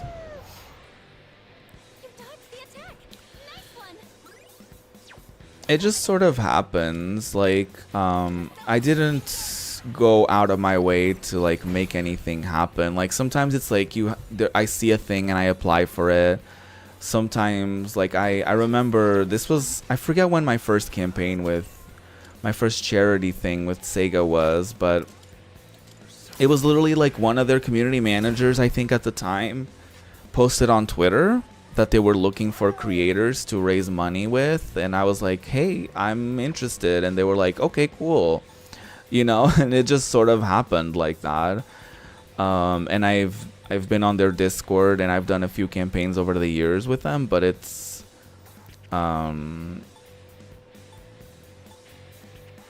yeah, it's just sort of how it happens. Like that's why I say there's a lot of luck also involved, because sometimes you have to be at the right place at the right time. Well, in the content creation world, I mean, now it's kind of all over the place, to be honest, because Twitter is all over the place.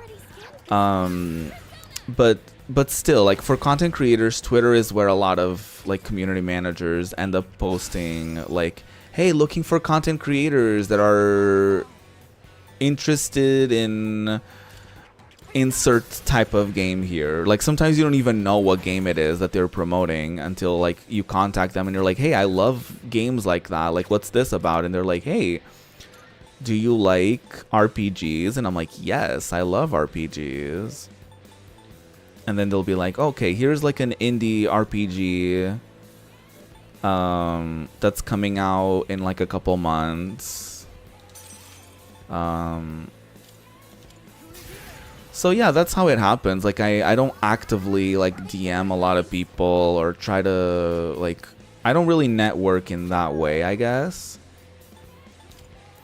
It just sort of, at least for me, it's what happens like kind of naturally, you know? I've already scanned this one. I know some people do LinkedIn. It really also, I think it also might depend on what field you're in. Because like I said, the content creation world works very differently.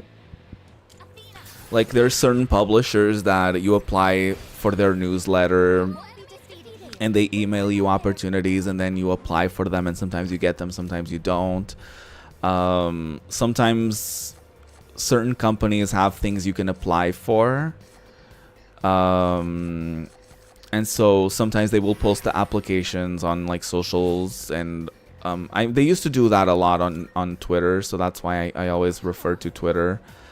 Because still to this day, that's where a lot of them post things. So I don't know if they're like on other platforms like Blue Sky, or if they end up posting like on Instagram and TikTok or anything of the sort. It really depends on the company and their resources and whatever. But I don't think it's all luck. I do think that there's companies that I mean, luck is definitely involved, that's for sure. Like sometimes being at the right place at the right time, like, you know, like I think of it and some opportunities that I've gotten because I've posted something on a social media platform and it kind of took off a little bit, or it took off enough so that the right people saw it and then they invited me to do like a podcast or a panel, or you know what I mean? It's all about being in the right place and right time. Like sometimes me just like randomly streaming, you never know who's watching, you know? So you just got to keep on trucking, and you got to keep doing your thing until, because you never know.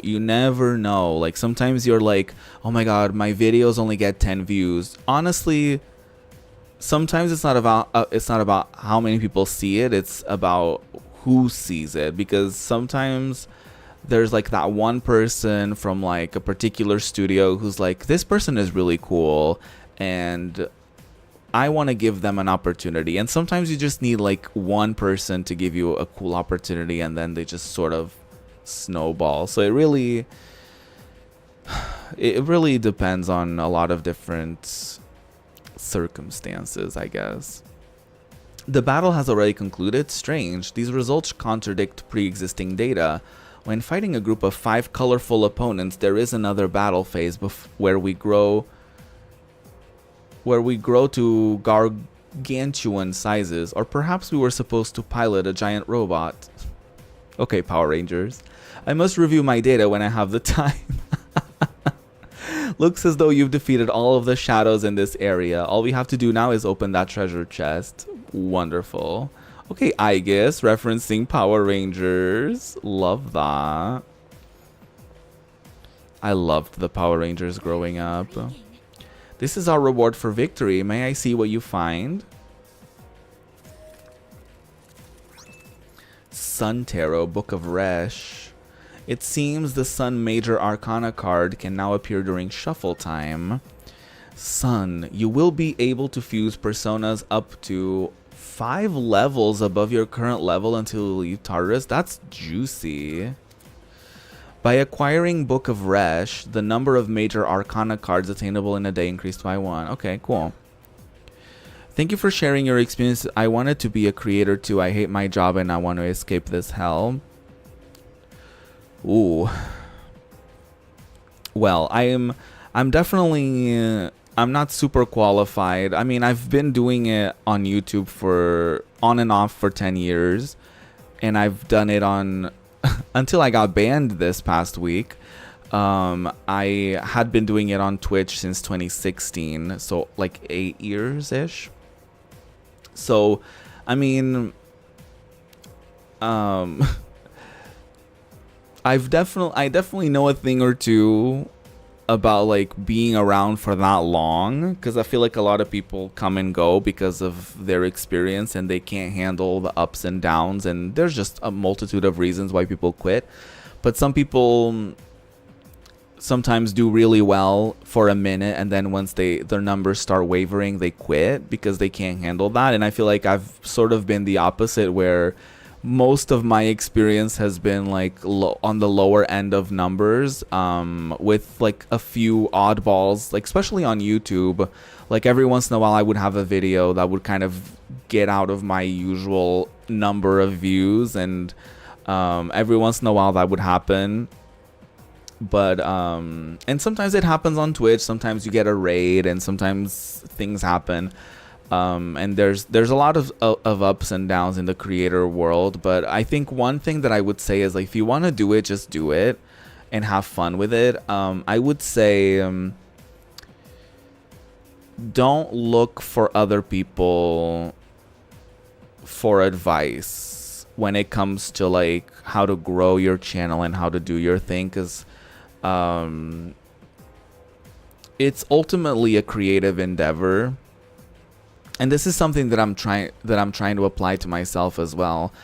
And so, like, for sure, like, look up how to like do things, like, you know, look up how other people do thumbnails, and like, or how to do graphic design, so you learn how to make your own thumbnails. Or trial and error is also a great thing, or like learn how to use specific software, or like learning technical things over learning tips and tricks on how to grow your channel is, I think, the best way to go about it.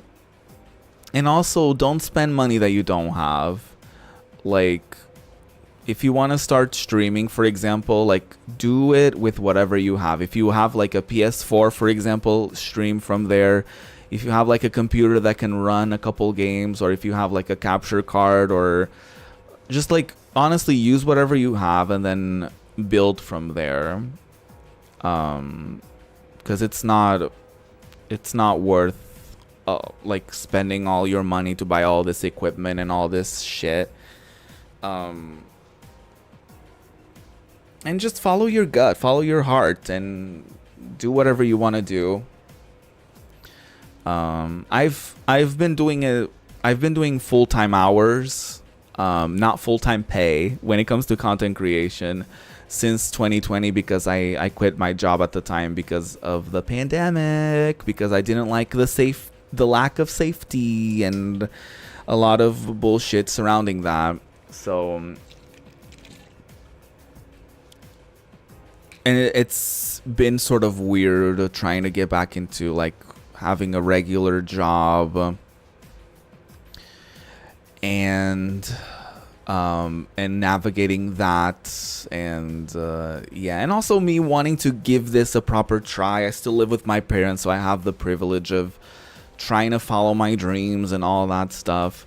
But yeah, I mean, if you want like real takes from me and real perspectives of my real experiences, I will share them. But yeah. I'm glad you appreciate it. Not many content creators are honest about it. I think sometimes it's easy to like glamorize it and to make it feel like it's easier than what it is. And I feel like everyone's faking it. I'm not saying everyone's fake. I'm saying everyone makes it look like they absolutely know what they're doing, but they're just trying. They're just trying stuff out. And they're trying to look like they have it all together, but at the end of the day, nobody really does. And sometimes it works out really well for some people, and sometimes it doesn't. And it's just, that's just how it is. And a lot of the advice that people give is like, do what's popular, do what everyone else is doing. I've literally heard advice that's like, if someone's videos are doing really well, just copy their idea. Like, okay, cool. Just copy other people, that's fine. So yeah, it is an interesting world, the content creation world. But yeah, I mean, are you interested in like streaming or making videos? Like, what is it about it that you're interested in? Another card, what's the deal? Well, we're not figuring it out here. Let's move on. Yukari has no time for these cards. She's like, what the hell is this? Very intriguing. What is it that we got? Judgment, Tarot, and the Book of Shin. Judgment, Major Arcana can now appear. The member of the current party with the lowest level will gain a large amount of XP. Oh, that's interesting. By acquiring the Book of Shin, the number of Major Arcana cards attainable increased by 1. Okay, work. A card? Who could have put it in here? Or is it simply coincidence? I do not know. Looks like a dead end. Do you want to head back? Yes. I'm not going to leave Tartarus. Well, I'm technically not leaving Tartarus. I'm going back to the entrance. But I'm not going to leave Tartarus because I think I want to pick it up from here next time I stream. So I think what I'm going to do is I'm just going to like change up my team. I'll put Junpei in. And we'll go from there next time. But I'm going to save and then I'll do a little more Tartarus next time. But it is just about time for me to end the stream because it's been roughly 4 hours. But yes, let me just read what you were saying. You're still figuring out maybe making videos. You're not self-confident enough for streaming because your English is bad. I started with making YouTube videos. I don't have a lot of, like most, I would say 90% of my YouTube videos, they're private now. So I only have like maybe... I have like maybe 2% of videos that I've uploaded because I only have like maybe 5 videos up total, and like I said, I've been doing YouTube for like since 2014 on and off. But I might go back and unprivate some of those, but that's neither here nor there. I think making YouTube videos really helped me. Because when you make a video, you can edit around it, you know? And when you make a video, you can like watch yourself back, and as you edit, you can learn like, okay, maybe let me not do certain things, or let me, especially if you script your videos. I've never been good at scripting things because I just,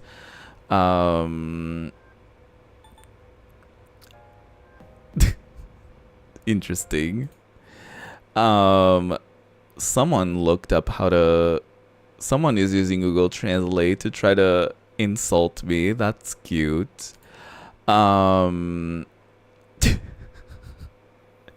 Anyways, I don't recommend, honestly. People find accents very cute. When I started making YouTube videos, I was super self-conscious about my accent, and I was super self-conscious about my English, but a lot of, maybe not a lot of people, but a lot of people find accents really cute, and they are very forgiving when it comes to like your English not being great. I mean, from reading what you're saying, your English is not as bad as you think it is. It's never like, we always think our English is worse than it actually is. So that's number one. But I mean, yeah, you can always like practice. You can always film videos and like try to play around with like the editing and seeing what you like and what you don't like, or just giving it a shot for yourself. Or I remember when I first started, there were so many videos that I filmed and then I hated and I deleted them and tried again the next day. And I really liked that process. I mean, I hated the process, but looking back, I'm glad I did all that work, because I feel like I got so much better over the years. And I feel like there's so much to improve upon, obviously. But either way, like, don't let it stop you, like, the language barrier. Don't let it stop you from streaming or doing whatever you want to do. Like, just try it out. You know, you may do it a couple times and be like, actually, I hated that. That was really boring, or I didn't like doing it or whatever. Like, just give it a try.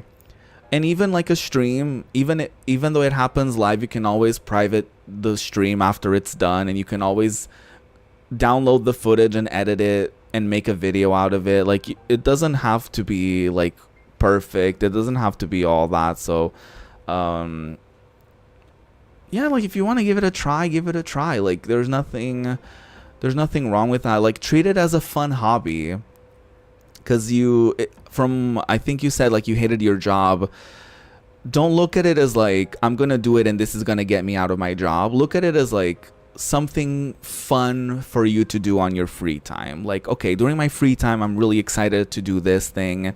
And then if it works out, and then if, you know, you start getting support from people, and if your streams or your videos start picking up on views and stuff like that, then great. But look at it as like a fun thing to do on your free time, and sort of go from there.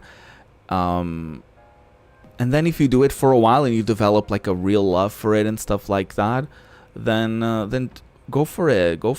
I just do it. Creative things and fun things like these, just do it. Don't try to be like your favorite streamer or like your favorite YouTuber. Just like do it, have fun, have a good time. This is all about having fun. It's all about having a good time. So do it.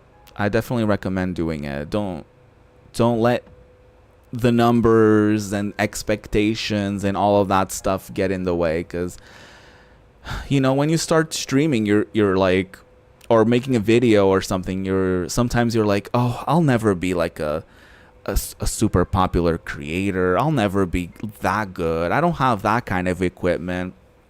Who cares? Do it for fun. You clearly want to do it for a reason, so focus on that reason, on having fun, having a fun little hobby, and yeah, just have a good time. Have a good time with it. That's the only thing. I know it sounds like super cliche or whatever, but focus on having a good time and why you're doing it, because when you start focusing on getting a lot of views or making a lot of money, that shit comes and goes, and it's very unreliable. No. Oh my god. There's no pressure. If people are able to support me, they can do it on Ko-Fi. There's a link in the description. But if you can't, it's totally fine. The streams are free. Everything is free. So just enjoy. Enjoy. And I'm glad you think that. Because, you know, sometimes I look at my own views and I look at my own how stuff goes on my end, and I'm like, you know, who am I to give people advice? And I'm not definitely an advice YouTuber or anything of the sort. I just speak from my own experiences and talk about what's going on. I'm not trying to sell anyone a course or make a living off of telling people how to run their channels or anything, because that's too much pressure. You just got to do what you got to do. Do what you want. Have fun. That's it. And on that note, this is gonna be it for today's stream. So if you enjoyed it, you can click that like button, you can subscribe, click on the notifications bell thingy so that you will get notified when I stream. I'll be streaming on Friday. That's gonna be my next stream, so I hope to see you there. I'll maybe do more Persona 3 Reload. Maybe. We'll see how I feel, but maybe Persona 3 Reload. If not, I'll let you know. You'll know then, okay? You can also check out my socials. There's links in the description for those. Like I said, if you want to support me monetarily, you can do it on Ko-Fi. You don't have to, but if you want to, you can do it.